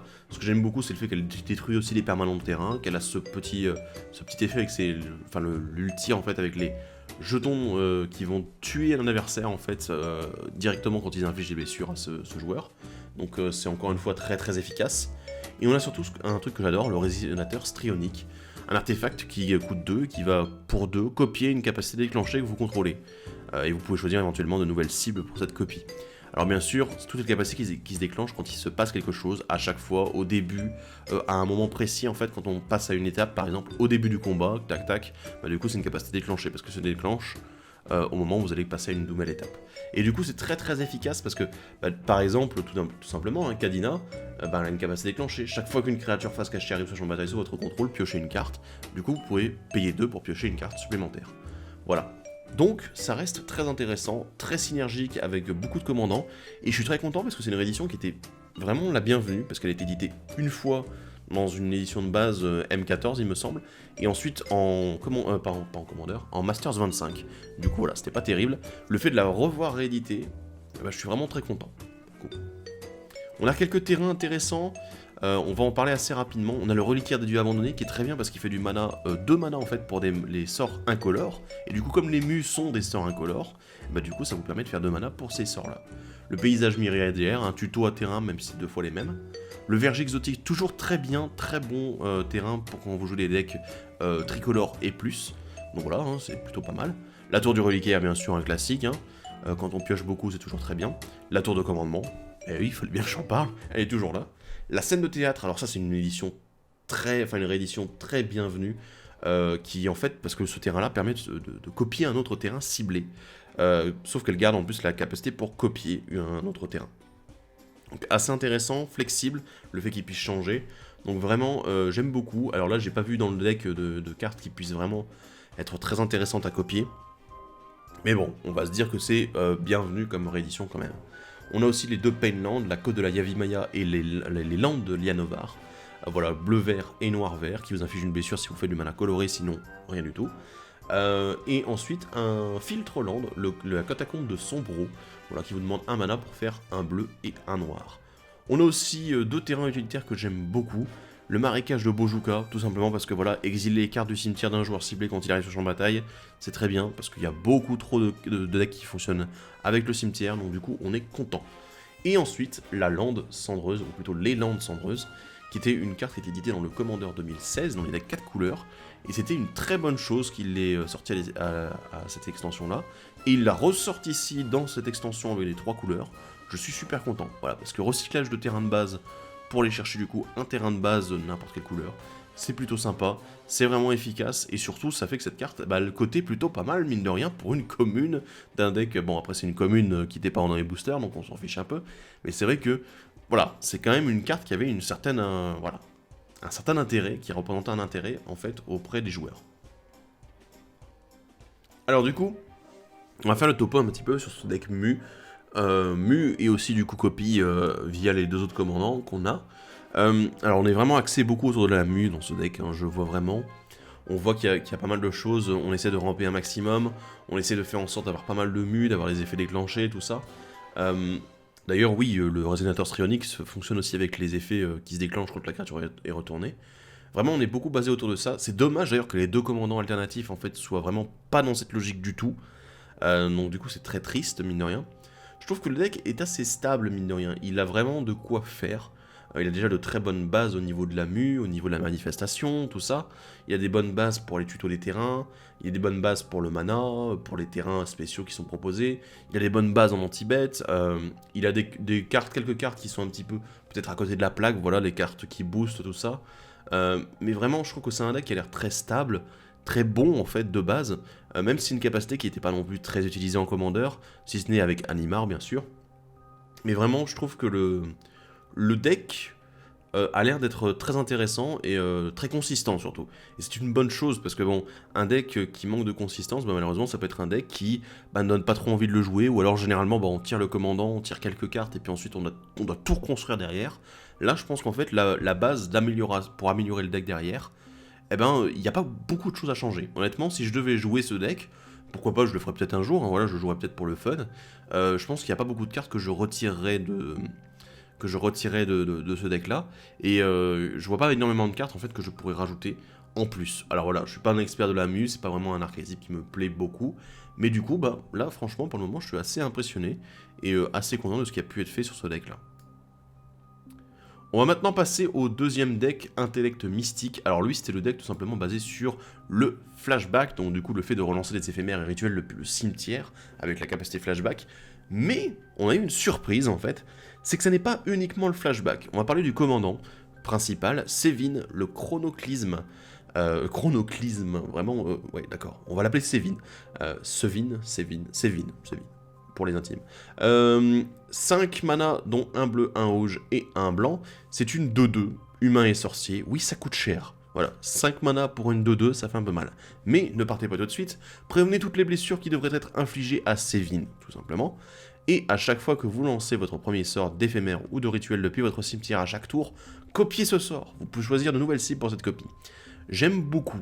Alors, j'aime beaucoup. C'est assez paradoxal. Je vais me plaindre d'un truc, c'est le coût de mana. Honnêtement, le problème c'est que 5 mana, pour moi, on atteint un palier qui est assez significatif dans le commandeur. Parce que généralement, les commandants qui coûtent 1 mana, bon, c'est pas cher du tout. 2 mana, c'est très bien, parce que du coup, vous pouvez le relancer très facilement par la suite. C'est pas. Voilà, il coûtera que 4 mana en plus. 3 et 4 mana, c'est vraiment bien, parce que du coup, la première fois, ils vont devoir revenir sur le champ de bataille depuis la zone de commandement, ça va pas coûter non plus trop cher. Le problème, c'est que 5 mana, bah déjà, le problème, c'est que, voilà, tous les commandants à 2, 3, éventuellement à 4, si vous avez réussi à s'ils ont réussi à ramper, ils sont déjà au moins sortis une fois, et ils peuvent même déjà sortir une deuxième fois à ce moment-là. Et là, ça sera la première fois que vous lancerez votre commandant. Ça m'emmerde un peu. Mais, il y a une logique aussi derrière. Le but, c'est de lancer des sorts depuis le cimetière. Le but ici, donc, du coup, avec ce commandant, ça va être de faire en sorte de lancer des sorts normalement une première fois. Donc du coup, Sévin n'a pas besoin d'être là. Sévin n'a pas besoin d'être sur le champ de bataille au moment où vous lancez normalement les sorts, parce qu'elle s'en fout. Sévin. Excusez-moi, c'est un homme, c'est une femme, je ne sais plus. Bon, bref, Sévin s'en fout. Le but, c'est que les sorts soient au cimetière au moment où Sévin arrive. Et du coup, à ce moment-là, vous pouvez les relancer depuis le cimetière, et vous allez faire des copies. Ce qui est généralement une très bonne chose d'ailleurs. Il y a des sorts très efficaces, très bons à copier, donc du coup, je l'aime beaucoup. Après, derrière, le petit problème, c'est que bon, alors vous prenez toutes les blessures, d'accord, mais le problème, c'est que les anti-bêtes, ils existent. Et j'aurais bien voulu qu'il y ait une capacité sur Sévin qui permette, je sais pas, tout simplement d'avoir au moins la défense talismanique. Voilà, pourquoi pas. Je sais qu'il y en a qui n'aiment pas la défense talismanique, mais il y a beaucoup d'effets de Vras qui existent en commandeur, mine de rien, de détruire tout le board en même temps, donc du coup la défense talismanique ne protège pas de ça. Le problème c'est que là, la protection au niveau des blessures, ça fait que, bah par exemple, il peut tanker, notre commandant peut tanker, en fait, quasiment tous les dégâts qui arrivent, voilà, bah, vous pouvez bloquer les créatures, bam, on s'en fout, les blessures sont prévenues. Donc c'est plutôt pas mal. Mais derrière, je trouve que c'est un petit peu léger. Donc du coup, bon, 2-2, c'est pas le problème. Pour moi, le problème, c'est qu'il y a un manque de protection, c'est qu'ils en ont mis un peu, mais pour moi, ils en ont pas mis assez. Voilà. Ensuite, j'ai hâte de voir, en fait, parce que vraiment, copier les sorts depuis le cimetière, on va faire la liste, hein, voilà, de tous les sorts du cimetière qui se lancent depuis le cimetière dans le deck, dans la decklist ici. Et on va essayer d'évaluer, en fait, est-ce que ces sorts-là sont intéressants à être copiés. S'ils le sont, ça veut dire que Sévin gagne des points, voilà, il marque des points. Et si c'est pas le cas, bah, malheureusement, c'est peut-être un sort qui va pas être super intéressant avec Sévin. Deuxième commandant, on a Elsha de l'Infini, un djinn moine qui coûte 5, lui aussi avec un bleu, un rouge et un blanc. C'est une 3-3 prouesse. Vous pouvez regarder la carte dessus de votre bibliothèque à tout moment, et vous pouvez lancer la carte dessus de votre bibliothèque si c'est une carte non créature, non terrain, et vous pouvez la lancer comme si elle avait le flash. Alors là, waouh. Pour le coup, là, on est sur un commandant qui est du coup extrêmement basé sur le non créature, bien sûr. Ce que j'apprécie énormément, c'est que c'est une carte non créature. C'est pas uniquement éphémère rituel. C'est-à-dire, les Planeswalkers, vous pouvez les lancer en flash. Les artefacts, vous pouvez les lancer en flash. Les enchantements aussi. Éphémère rituel, bien sûr. Et du coup, j'aime beaucoup parce que derrière, il a la prouesse. Donc évidemment, il a envie qu'on lance des sorts non créatures, ce djinn. Et derrière, le fait de pouvoir les lancer en flash depuis le dessus de la bibliothèque, ça va être le top. Ça va être vraiment le moment où, du coup, même si t'as plus de gaz en main, t'as toujours moyen d'avoir le dessus de ta bibliothèque qui te soit utile. Alors après, je pense que, évidemment, il va falloir avoir beaucoup de cartes qui permettent de contrôler le dessus de la bibliothèque. Pourquoi pas changer l'ordre, tout simplement une toupie de divination du sensei, et pour faire en sorte d'avoir une carte, parce que si vous avez un terrain, malheureusement, c'est un peu nul, voilà, ça va pas être terrible. Mais du coup, vous pouvez l'utiliser en bloqueur, tout simplement en lançant en flash la carte, et du coup, faire en sorte de booster El Chat. Donc, vraiment, moi, ça m'intéresse. Je trouve très intéressant, très générique sur sa façon d'utiliser les sorts non-créatures, mais aussi, voilà, il apporte vraiment quelque chose avec ce fait de pouvoir les lancer depuis le dessus de la bibliothèque. Et en flash. Du coup, c'est-à-dire que vous pouvez Vras en flash, c'est plutôt pas mal aussi. Donc bon, voilà, je suis très intéressé par ce commandant. Vraiment, je le trouve assez inspirant, je pense, pour tous ceux qui voudraient monter un deck, ne serait-ce que juste un deck éphémère rituel, tout con, voilà, juste un deck sort non créature, il n'y a pas besoin de faire quelque chose de très compliqué ou de très fourni, en fait, juste quelque chose de simple et d'efficace. Voilà, donc je pense que ça pourrait plaire aussi pas mal à beaucoup de nouveaux joueurs. On a Pramicon, je vais l'appeler parce que là, sinon c'est pas très sympa. Rempart du ciel, pour un bleu, un rouge et un blanc, c'est une 1-5, un mur, vol défenseur. Quand il arrive sur le champ de bataille, vous choisissez gauche ou droite, et chaque joueur peut uniquement attaquer l'adversaire le plus près de lui dans la direction choisie, et les Planeswalkers contrôlés par cet adversaire. Donc du coup, vous sélectionnez en fait que les adversaires les adversaires. Oui, les adversaires et vous-même aussi, vous ne pouvez attaquer que dans un sens, voilà. Alors du coup, j'imagine que Pramicon, si vous le jouez, déjà, pour moi, il y a 2 cartes à jouer, absolument. Il y en a même 3. Déjà, doublure d'étincelle, si vous voulez. Comme ça, vous avez une copie de Pramicon qui choisit l'autre sens. Il y a tout simplement le Panharmonicon, qui permet du coup de déclencher 2 fois la capacité quand il arrive sur le champ de bataille. Du coup, vous choisissez gauche et droite, et du coup, plus personne ne peut attaquer.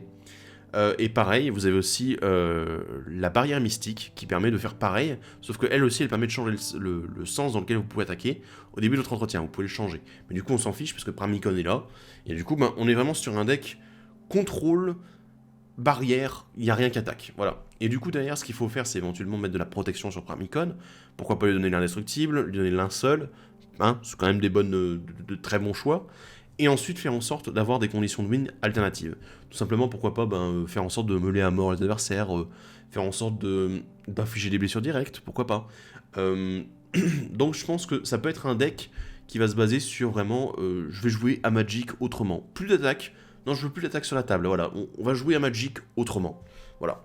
Et je pense que ça peut être très intéressant, à condition de réussir à protéger bien sûr Pramicon. L'avantage c'est qu'il ne coûte pas cher, puisque lui il coûte que 3. Donc voilà, et ça peut arriver très très vite, ça peut temporiser énormément.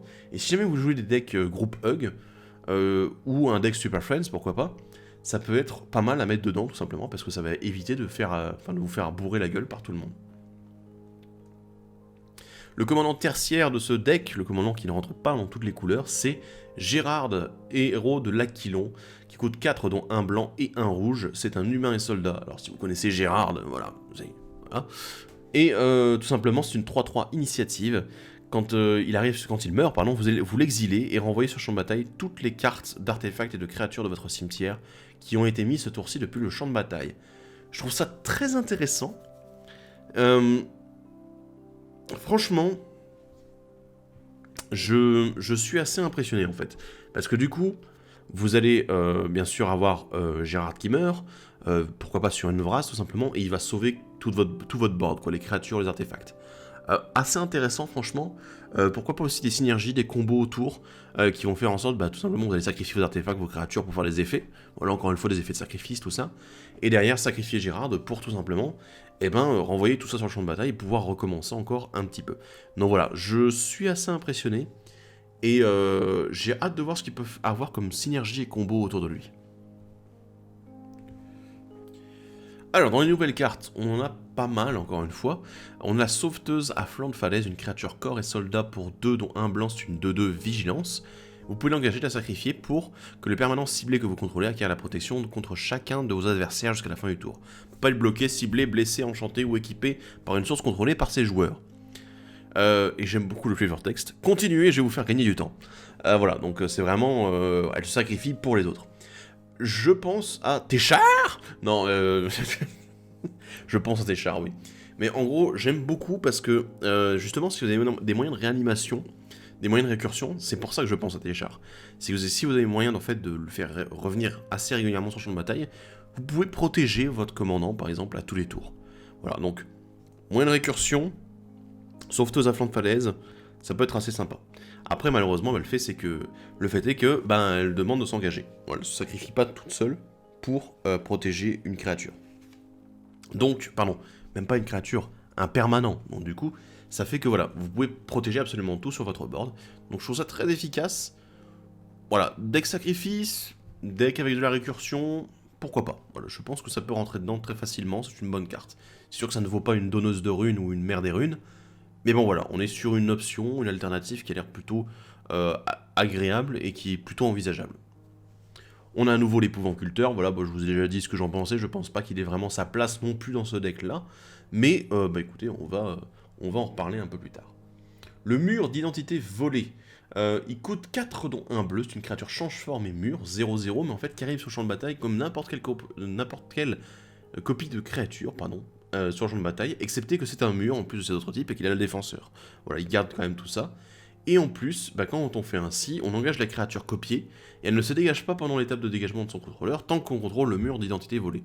J'aime beaucoup, parce qu'en fait c'est un clone du coup qui n'attaquera jamais, donc du coup, c'est un clone qui peut vous inciter à cloner quelque chose qui ne sera pas forcément utile au niveau combat, mais plutôt utile au niveau de ses capacités. Et ça j'aime beaucoup. Et surtout le fait que du coup, il va du coup, on va dire... Et du coup aussi le fait qu'il va, court-circuiter la créature d'origine, c'est assez intéressant, mais aussi autre chose. Si vous prenez une créature qui n'attaque pas, parce que évidemment le mur d'identité, vous n'allez pas le faire copier une créature qui va être une 10-10 par exemple, alors qu'elle ne pourra jamais attaquer, à la limite ça fera un très bon bloqueur, d'accord, mais généralement vous allez utiliser les capacités soit activées, soit déclenchées de la carte. Le problème, c'est que les capacités déclenchées, elles se déclencheront aussi pour la créature d'origine, puisqu'elle aura juste été engagée, elle ne se dégage pas. Mais tant qu'elle est sur le champ de bataille, du coup, les capacités déclenchées continuent de se déclencher. Donc du coup, vous allez peut-être sélectionner plus une créature qui a une capacité activée. Voilà. Puisque là, du coup, il ne pourra pas l'activer, généralement, puisqu'il devra payer du mana, et très souvent l'engager, mine de rien. Donc du coup, peut-être sélectionner ce genre de créature plutôt qu'une autre. La meneuse de Geist de Thalia, qui coûte 3 dont 1 blanc, c'est une humain clair 3-1 lien de vie. Chaque fois que vous lancez un sort depuis votre cimetière, créez un jeton d'esprit 1-1 vol.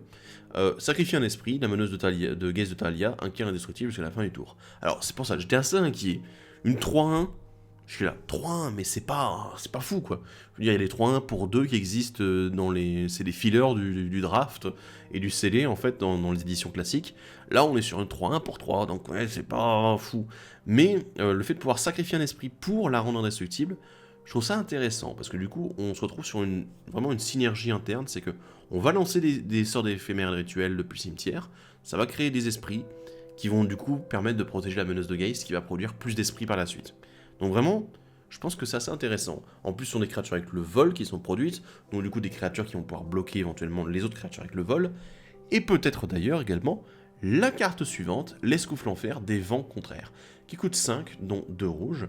C'est un dragon qui est une 4-4 vol, et quand il attaque, chaque carte éphémère et de rituel de votre cimetière acquiert le flashback jusqu'à la fin du tour, avec un coup de flashback égal à son coup de mana. Oui. Alors vraiment, j'aime beaucoup, parce qu'en fait, on a des cartes qui existent, qui donnent le flashback à tous vos sorts, voilà, Past in Flames. D'ailleurs, je suis assez déçu qu'il ne soit pas dans ce deck. Voilà, je trouve assez intéressant d'avoir une créature qui le fait, qui est pas non plus extrêmement chère, elle coûte que 5, et c'est un bon body, une 4-4 vol, c'est sympa, c'est bien que ce soit sur un dragon, et en fait, le fait de donner le flashback systématiquement à toutes vos cartes d'éphémères rituels dans votre cimetière, du coup à chaque fois qu'il va attaquer, je pense que c'est une très très bonne chose. C'est bien d'avoir en fait quelque chose qui permet même à vos sorts qui n'ont pas le flashback de revenir encore une fois pour faire un effet. Voilà. Aussi autre chose, un petit truc intéressant quand même à envisager, c'est le fait que vous pouvez lancer les cartes qui ont flashback avec le coup de flashback qui a été créé en plus par l'escoufle en fer, Parce que du coup, vous allez dire, en fait, il y a le flashback normal de la carte, voilà, pour payer autant, et ensuite, du coup, en fait, ça fait acquérir le flashback une deuxième fois. Alors, vous pouvez pas le lancer 2 fois d'affilée, non, n'y pensez pas. Mais parce que, du coup, c'est exilé après. Mais surtout, en fait, le truc, c'est que le flashback est égal au coût converti de mana. Il y a des cartes en flashback qui sont plus chères quand vous les relancez depuis le cimetière. Mais du coup, ça veut dire que même ces cartes-là, elles coûteront le même prix que la première fois que vous les avez lancées, mais parfois, surtout celles qui sont plus chères, généralement, elles ont un effet supplémentaire parce que quand elles sont lancées depuis le cimetière. Et du coup, vous allez pouvoir les relancer pour un coût moindre que ce qu'elles vous auraient coûté normalement, et du coup derrière faire un effet supplémentaire parce que vous les avez bien lancés depuis le cimetière. Donc c'est très intéressant, et c'était ce que je vais en faire, moi je l'aime beaucoup, parce que du coup, flashback ou pas flashback, vous allez pouvoir relancer vos sorts d'éphémères rituels depuis le cimetière. Très bien. On a l'extorqueur des quais, un gobelin pirate. Et oui, ils sont de retour eux aussi, pour 2 dont un rouge, c'est une 1-2. Et quand il arrive sur le champ de bataille, créez X jetons de trésor, X étant le nombre d'artefacts et d'enchantements que vos adversaires contrôlent. Les trésors étant ceux qui s'engagent et se sacrifient pour faire un mana de la couleur de votre choix.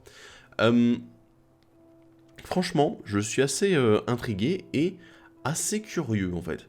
Parce que je pense pas que ce soit une créature que vous allez lancer tour 2.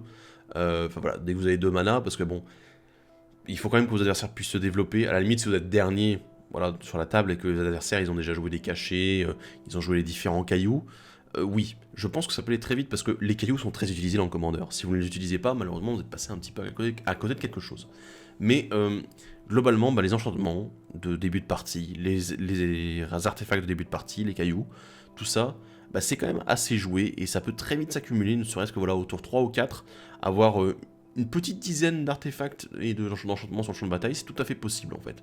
Juste voilà, avec tout ce qui est utilitaire, tout ça, les Sol Ring, tout le bordel. Voilà, donc Extorteur des quais, je pense que ça peut vraiment être un très gros boost pour ce genre de deck, enfin ce genre de situation. Et du coup, là, je vais peut-être dire plutôt pour ceux qui ont déjà une certaine expérience du commandeur et qui jouent dans un groupe qui est plutôt pas mal optimisé. Je pense que là, pour vous, ça s'adresse plus à vous qu'aux joueurs débutants où justement il y a un peu moins de budget au niveau des artefacts et tout ça. La lame assoiffée de sang, un artefact équipement que j'aime beaucoup, qui coûte 2. La créature équipée gagne plus 2, plus 0 et elle est incitée. En gros, elle est obligée d'attaquer à chaque combat si possible et elle attaque un joueur autre que vous, donc voilà le propriétaire de la lame, si possible.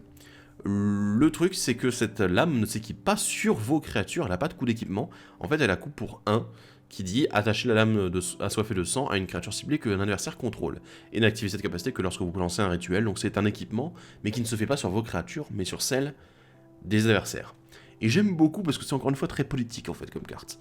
C'est un plus 2 plus 0, ça permet aussi éventuellement de, tout simplement de balancer une créature à la boucherie, de dire voilà, elle a une capacité déclenchée qui est assez forte, pourquoi pas, voilà, je vais lui attacher le truc, comme ça elle sera obligée d'attaquer. Ah oui, mais du coup elle va se faire buter par telle ou telle créature. Voilà. Et du coup en fait vous faites des deals avec vos adversaires, c'est oui alors du coup je vais inciter celle-là pour faire en sorte que elle puisse, qu'on puisse la tuer quoi. Par contre il va falloir que du coup tu sacrifies éventuellement une de tes créatures parce que c'est plus 2 plus 0 quand même, ma lame. Donc c'est très intéressant, j'aime beaucoup ce côté politique et je pense que ça peut vraiment valoir le coup. L'autogénérateur renforcé à un autre artefact qui coûte 4, qui arrive sur champ de bataille engagé malheureusement, et vous l'engagez, vous mettez un marqueur charge dessus, et vous ajoutez X mana de la couleur de votre choix, X étant le nombre de marqueurs charge sur l'autogénérateur. Alors ça m'embête pas mal parce que ça veut dire que si vous avez pu le lancer au tour 4 uniquement, l'autogénérateur en fait, vous allez pouvoir l'utiliser au tour 5 pour faire 1 mana. Je trouve ça très cher. Mais derrière, il y a le fonctionnement avec les marqueurs charge. Du coup, tout ce qui est prolifération, c'est intéressant. Ça peut faire en sorte tout simplement de pouvoir le relancer, enfin de pouvoir l'augmenter en fait assez rapidement. Et je suis un petit peu... Voilà, je suis un petit peu déçu qu'il ne coûte pas 1 de moins. S'il avait coûté 1 de moins, j'aurais dit génial, c'est une très bonne carte. Là, je le trouve un petit peu poussif. Il va falloir vraiment attendre pour avoir ce mana supplémentaire et pouvoir éventuellement proliférer dessus. Donc... dommage, voilà, dommage. Mais ça peut rester quand même une bonne carte pour ceux qui en ont besoin. Dans les rituels et éphémères qui ont le flashback surtout, on va en parler, enfin rituel éphémère, il y en a plusieurs. Hein. On a réappropriation de Sevin, ça m'a l'air d'être un homme. Hein. Il coûte 3 dont 1 blanc, c'est un rituel. Et vous renvoyez sur le champ de bataille depuis votre cimetière une carte de permanence ciblée avec un coût converti de mana inférieur ou égal à 3. Si ce sort a été lancé depuis un cimetière, vous pouvez copier ce sort et choisir une nouvelle cible pour la copie. Donc, ouais, c'est plutôt pas mal. Le coût de flashback est de 5 dont 1 blanc. Donc il n'est pas non plus excessif le coup de flashback. Alors le fait de pouvoir remettre un permanent ciblé, je trouve ça assez intéressant, mais malheureusement, si on est dans un deck qui joue beaucoup sur les éphémères rituels, bah du coup les permanents, faudrait trouver des permanents en fait qui fonctionnent très bien avec la synergie tout simplement des flashbacks, des cartes qui sont rejouées depuis le cimetière. Il y en a dans le deck, voilà, je vous annonce tout de suite, il y en a. Donc je pense que c'est tout à fait possible en fait de ramener un de ces permanents sur notre champ de bataille très facilement. Ensuite, une autre carte qui a fait un peu parler d'elle, en tout cas je l'ai entendu beaucoup parler, c'est le mandat de paix. Non, pas celui-là de paix. Qui coûte 2, dont un blanc, c'est un éphémère. Vous ne pouvez le lancer que pendant le combat. Vos adversaires ne peuvent pas lancer de sort ce tour-ci. Terminer la phase de combat. Alors évidemment, c'est pas silence, voilà, qui empêche les adversaires de lancer des sorts de ce tour-ci, puisque ça se lance là ici uniquement durant la phase de combat. Donc du coup, il y a quand même la première phase principale.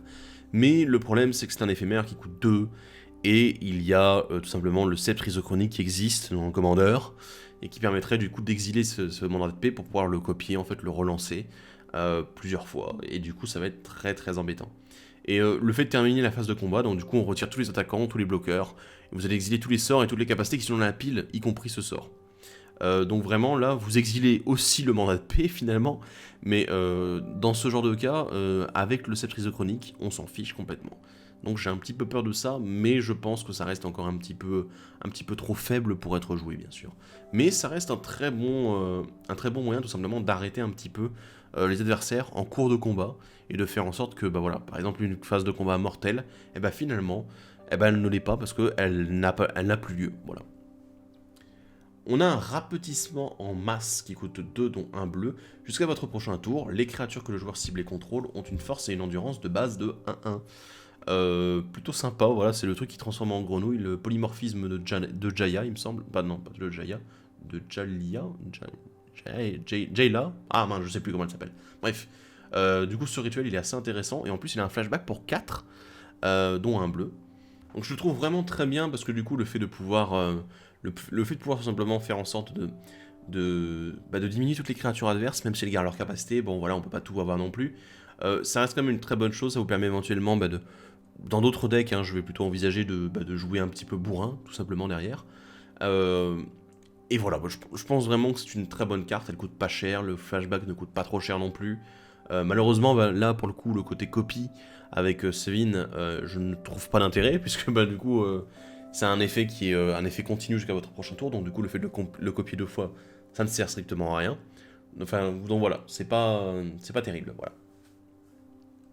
Vacances de direction et de retour dans ce deck, bon, toujours une très bonne carte de contrôle, donc on passe. Embraser l'avenir, un rituel qui coûte 4, dont 1 rouge. Vous exilez les 3 cartes dessus de votre bibliothèque. Jusqu'à la fin de votre prochain tour, vous pouvez jouer ces cartes. Et si ce sort a été lancé depuis un cimetière, vous pouvez jouer des cartes de cette manière sans payer leur coût de mana.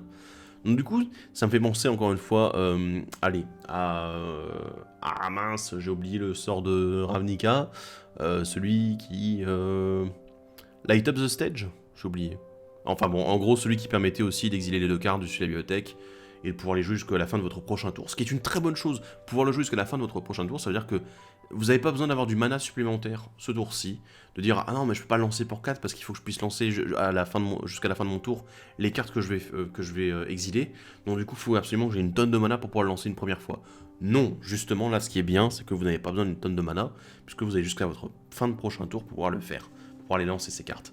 Donc du coup intéressant, j'aime beaucoup comme à chaque fois. Et le fait de ne pas avoir à payer le coup de mana avec le coup de flashback, très sympa, très bien. Surtout si jamais vous avez ce Vin, du coup ça fait que vous le faites 2 fois, donc du coup vous allez exiler 6 cartes, et vous allez pouvoir les lancer gratuitement. Vraiment, pardon, vous allez pouvoir les jouer, donc du coup vous pouvez aussi jouer les terrains, donc faites gaffe à ça aussi. Je suis vraiment très très intéressé, voilà. Je pense que c'est une très bonne carte et qu'elle a tout à fait sa place dans ce deck. Bon, parlons des rééditions quand même. Il y en a pas mal d'intéressantes, mais il y a aussi des petits trucs un peu bizarres, soyons honnêtes. Alors, on va commencer avec les commandants qui ont été réédités, alors qu'ils ne sont pas des commandants tricolores, ceux-ci. On a Zetalpa, Aube Primordiale, voilà, bon, alors là, je ne comprends pas. Je ne comprends pas pourquoi est-ce qu'elle a été rééditée, je ne comprends pas pourquoi est-ce qu'elle a été mise dans ce deck, parce que c'est pas un deck de bourrin, et là, on est vraiment face à un dinosaure qui est extrêmement bourrin, qui est juste le dinosaure de bourrin par excellence. et je pense que... enfin, par excellence.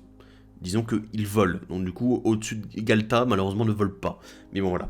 C'est assez perturbant, je trouve, le voir dans le deck, parce que pour moi, il n'a aucun intérêt. Il n'y a pas d'éphémères de rituels qui font, je sais pas, des boosts sur des créatures. Dans le deck, c'est très... ou alors j'en ai peut-être loupé un, mais bon, il me semble pas. Mais du coup, j'ai vraiment un doute sur sa présence dans le deck. Je pense qu'elle ne sert à rien. Si vous voulez la garder dans le deck, bah écoutez, ouais, faites-vous plaisir, mais il n'y aura pas de synergie, en fait. C'est vraiment une carte qui est complètement hors sujet. Il y a Talrand qui est là. Alors lui, par contre, il est loin d'être hors sujet.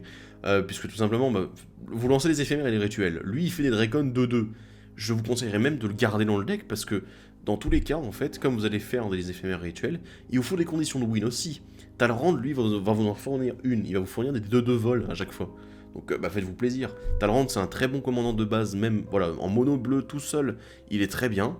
Donc du coup, le jouer en plus derrière dans un deck qui joue beaucoup plus d'éphémères rituels encore, avec du blanc et du rouge combiné, je trouve ça très intéressant et je pense qu'il a tout à fait sa place ici. Répétition runique, un rituel qui va tout simplement nous permettre de renvoyer une carte avec le flashback qui était exilé dans votre main. Donc voilà, c'est assez intéressant parce que le flashback a ce petit problème en fait d'exiler la carte dès que vous l'avez utilisée la deuxième fois, et c'est quand même dommage parce que bon, se passer d'une carte qui a été utile une fois, deux fois, et ne pas pouvoir la relancer encore une fois de plus, ah c'est quand même dommage. Mais du coup, répétition runique, et bah, ça passe outre ça. Ce que j'aimerais juste, c'est d'avoir un moyen de pouvoir récupérer répétition runique pour le faire plusieurs fois. Et pourquoi pas, j'aurais bien aimé avoir un moyen de le copier, en fait, de le faire revenir régulièrement. Ça va être plus compliqué, mais il me semble que c'est une très bonne carte dans ce deck. Et j'ai hâte de l'avoir joué dans ce deck-là. Récupération mystique, très bien aussi dans le genre de récupération, sauf que ben là par contre on récupère depuis le cimetière un éphémère ou un rituel uniquement, et on le met dans la main. Et l'avantage c'est que lui aussi le flashback, donc voilà c'est du bleu-rouge, tout ce qu'il y a de plus classique, mais aussi tout ce qui est bon dans ce deck là. Donc vraiment une très bonne carte pour ce deck je trouve. Le refuser de coopérer, pardon, je ne sais plus comment est-ce qu'on les appelle à chaque fois. Donc refuser de coopérer, tout simplement, les cartes qui ont la répercussion, qui fonctionnent aussi avec Sévin, pardon, je commence à modifier les noms. Sévin, puisque en fait, Sévin dit qu'il faut que la carte soit lancée depuis le cimetière. Et l'avantage, c'est que la deuxième partie, la partie répercussion de la carte, elle se lance depuis le cimetière. Donc du coup, ça fonctionne aussi. Refuser, c'est un éphémère qui va du coup nous permettre d'infliger des blessures en fonction du coup converti de mana du sort ciblé à son contrôleur, donc c'est vraiment sympa. Du coup, bah, si jamais vous voulez punir quelqu'un qui joue des trop grosses cartes, et ben voilà. Et surtout derrière, coopérer, lui, va nous permettre de copier un sort d'éphémère rituel avec de nouvelles cibles pour la copie. Donc vraiment j'aime beaucoup. Alors vous ne pouvez pas copier refuser du coup, enfin vous pouvez pas coopérer sur refuser, parce que refuser doit être résolu pour que coopérer soit au cimetière et du coup vous puissiez le lancer. Donc voilà, vraiment assez intéressant. J'aime le fait aussi que du coup avec Sévin, coopérer fait pour 3 mana, bah, vous allez pouvoir copier 2 fois le sort. Donc c'est vraiment intéressant au possible et très efficace du coup avec Sévin.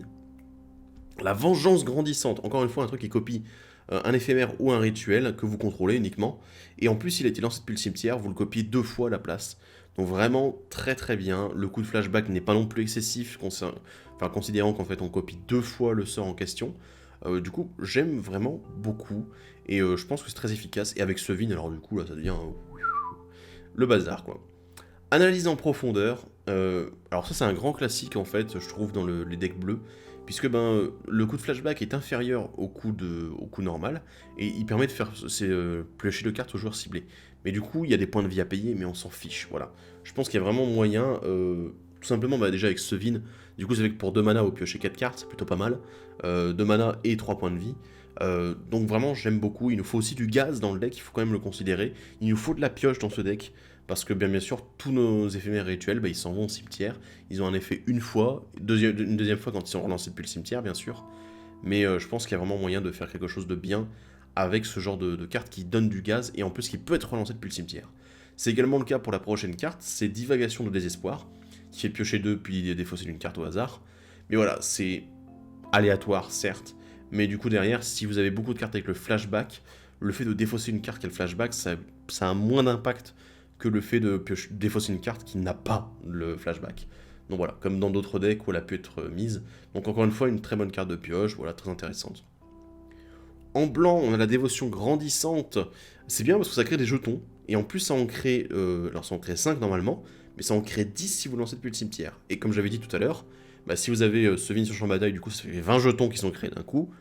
Ok. Et surtout, si vous avez le dragon qui a attaqué, ça fait que du coup, au lieu de payer le coup de flashback de 9, vous pouvez le payer pour 5. Et du coup, c'est très intéressant à ce niveau-là. Donc vraiment, encore une fois, voilà, les petites synergies du deck qui sont déjà présentes et que je trouve très très bien. Je pense que là, on est face à une carte qui est juste bien, en fait. Ça met du bon body block, tout ça. Et surtout derrière, avec l'impact peut être encore plus gros avec soit l'un, soit l'autre soit l'une, soit l'autre des deux cartes, pardon, que j'ai cité. On a le jugement divin. Alors lui, je l'aime beaucoup aussi. Je le joue dans certains decks. Tout simplement parce que c'est une vrasse, mais avec un survivant dans chaque board, en fait. C'est voilà. Vous allez dire, on détruit toutes les créatures, sauf une que vous choisissez chacun. Mais du coup, votre commandant, vous avez envie de le garder, bien sûr. Et du coup, comme en plus Sevin n'a pas la protection, enfin n'est pas indestructible, bah du coup, vous êtes obligé de le choisir. Et le coup de flashback, bon voilà, il est là aussi pour pouvoir le relancer. Le crépuscule, du crépuscule à l'aube, encore une fois, un sort avec la répercussion. J'aime beaucoup Crépuscule parce que c'est un truc qui détruit toutes les grosses bêtes, c'est bien. Et surtout, en fait, l'aube va permettre de renvoyer les créatures qui ont 2 de force ou moins depuis votre cimetière sur le champ de bataille, enfin dans votre main, pardon, excusez-moi. Oh là là, fou, ça aurait été un peu trop fort sinon. Et du coup, je trouve ça très intéressant et ça fonctionne bien en fait dans le deck, ça fonctionne très très bien. Le souci, c'est que par exemple, malheureusement, Sevin ne va pas copier Aube puisque ça ne sert à rien. Vous n'allez pas renvoyer 2 fois les créatures de votre cimetière dans votre main. Donc, tant pis, voilà, ça marche moins bien, mais c'est quand même une bonne carte, mine de rien. Perspicacité du chimiste, voilà, là on nous montre encore une fois, parce que du coup on a parlé du flashback, on a parlé de la répercussion, là on nous parle du relancé avec la perspicacité du chimiste. Bon voilà, je pense que c'est joué en standard, c'est pas pour rien, messieurs, dames. Piocher 2 cartes en éphémère, ça a l'air plutôt pas mal. Et puis de toute façon, pouvoir relancer ensuite derrière en défaussant une carte en plus et en payant les coups normaux, ça a l'air plutôt pas mal. Donc je pense que c'est vraiment une très bonne carte. Et du coup, là, ça nous oriente aussi autour du relancer, que du coup, vous pouvez chercher dans vos différentes cartes du standard actuel. Le pillage 100 fois, alors ça, c'était quasiment obligé qu'on l'ait. Si on l'avait pas, je pense qu'il y aurait eu un scandale. Puisque c'est encore une fois un très bon sort de pioche qui est joué dans beaucoup de formats. Pioche et des fausses en plus, donc du coup tous les coups de flashback peuvent être activés, vous sélectionnez en plus cette fois-ci. Donc du coup très intéressant parce qu'en plus un sort de pioche pour un rouge au départ c'est plutôt fort. Une nouvelle illustration en plus, voilà, on est sympa. Et avec Sevin je pense que c'est plutôt bien aussi de pouvoir le copier une fois. Donc voilà, on est assez content de tout ça. On a un petit Dracon crépitant, voilà, dans les cartes qui synergisent aussi avec les éphémères rituels en exil et dans le cimetière. Voilà, bon, ça reste un bon body, un truc qui peut vraiment faire très mal. La Kelpie des rivières, alors là, avec les sorts qui jouent du coup depuis le cimetière, c'est le top du top, puisque ça vous permet de piocher à chaque fois. Donc du coup, ça veut dire que on lance des sorts depuis le cimetière, donc du coup qui ne sont pas dans votre main. Donc du coup, vous allez pouvoir relancer, entre guillemets, sans dépenser de carte de la main, ou presque, voilà, ça dépend de ce que vous avez relancé. Et du coup, derrière, pouvoir faire en sorte de pouvoir repiocher derrière une carte, vraiment très très bien. En plus, il y a l'autre capacité qui fait que si jamais vous avez un permanent qui revient depuis le cimetière sur le champ de bataille, ce qui est possible avec certaines des cartes qu'on n'a pas encore vues d'ailleurs, du coup ça fait aussi piocher les cartes. Donc vous regagnez du gaz parce que vous utilisez votre deck de la façon dont il a été construit et conçu. Donc vraiment, je trouve très très bien. Le gobelin des rues aussi pas mal, vu qu'on joue beaucoup d'éphémères et de rituels, voilà, inflige des blessures à chaque adversaire, c'est très bien. Alors le secret des morts, un enchantement qui est vraiment top, je l'avais acheté pour Muldrota pour vous dire, et c'est le top du top. Puisque à chaque fois vous lancez un sort depuis votre cimetière ou piochez une carte. Donc voilà, Kelpie des rivières, secret des morts, de la pioche à chaque fois, c'est vraiment très bien. Ensuite on a, et sanctuaire de Jace bien sûr, parce qu'on joue beaucoup d'éphémères rituels, donc on va réduire les coûts. Ça c'est quelque chose que je pense qui pourrait être beaucoup ajouté si jamais vous voulez améliorer un peu le deck. Tous les réducteurs de coûts, les médaillons de... comment il s'appelle ? Le médaillon de rubis pour le rouge, le médaillon de saphir pour le bleu, le médaillon de perle pour le blanc. Vous pouvez mettre les 3 en fait, et du coup ça va réduire le coût de vos sorts de ces couleurs-là à chaque fois. Donc c'est vraiment très intéressant parce que le réducteur de coûts va vous permettre de relancer aussi, de lancer ces sorts du coup moins cher, du coup d'avoir plus vite au cimetière et tout ça. Donc bon, très intéressant. Et en plus, du coup, le regard 1 du sanctuaire de Jace, c'est toujours très bien. La vengeance brûlante, alors ça c'est vraiment... C'est une carte que je connaissais et que je n'ai jamais vu jouer, mais là je pense que dans ce type de deck, c'est tout à fait adapté. Puisque bah du coup là vous lancez des sorts depuis le cimetière, vous mettez 2 à n'importe quelle cible. Donc du coup ça peut être de l'anti-bet, ça peut gérer, enfin ça peut taper un peu l'adversaire. C'est sûr que je préfère bien sûr le Gutter Snipe, le Gobelin des rues, puisque bah, lui il inflige à tous les adversaires quand vous lancez les éphémères rituels, et pas uniquement depuis votre cimetière. Donc voilà, je pense qu'il y a vraiment, moyen de faire quelque chose avec cette vengeance brûlante qui va être assez efficace. Une petite précision sur ce que j'ai dit sur les réducteurs de coups, ça compte aussi pour le flashback, puisqu'en fait vous pouvez les relancer depuis le cimetière pour le coup de flashback. Voilà, donc voilà, ça fonctionne aussi. On va passer aux cartes qui n'ont pas directement d'intérêt dans le... Enfin, pas d'intérêt. Elles sont intéressantes, mais elles n'ont pas de synergie directe avec le commandant, notre commandant Sevin, plus bah, du coup tous les autres dont on parlait jusque-là. Le tremblement de lave, voilà, bah, très bien, parce qu'il inflige des blessures à chaque créature sans le vol et à chaque Planeswalker, j'aime beaucoup. Voilà, vous choisissez, c'est très bien, c'est un éphémère en plus, c'est cool. Le Féofiction, qui a été réédité en plus dans Horizon du Moderne, mais c'est toujours une très bonne carte, voilà, donc un bon sort de pioche, entre guillemets, hein, avec des grosses guillemets. Le Titan Solaire, voilà, donc très bon pour envoyer des permanents sur le champ de bataille, mais malheureusement, on n'est pas trop dans cette logique-là au niveau du deck. J'ai un sérieux doute en fait sur le fait qu'il s'intègre bien dans ce deck, mais c'est une très bonne carte, une très bonne réédition. Donc du coup on est quand même content de l'avoir.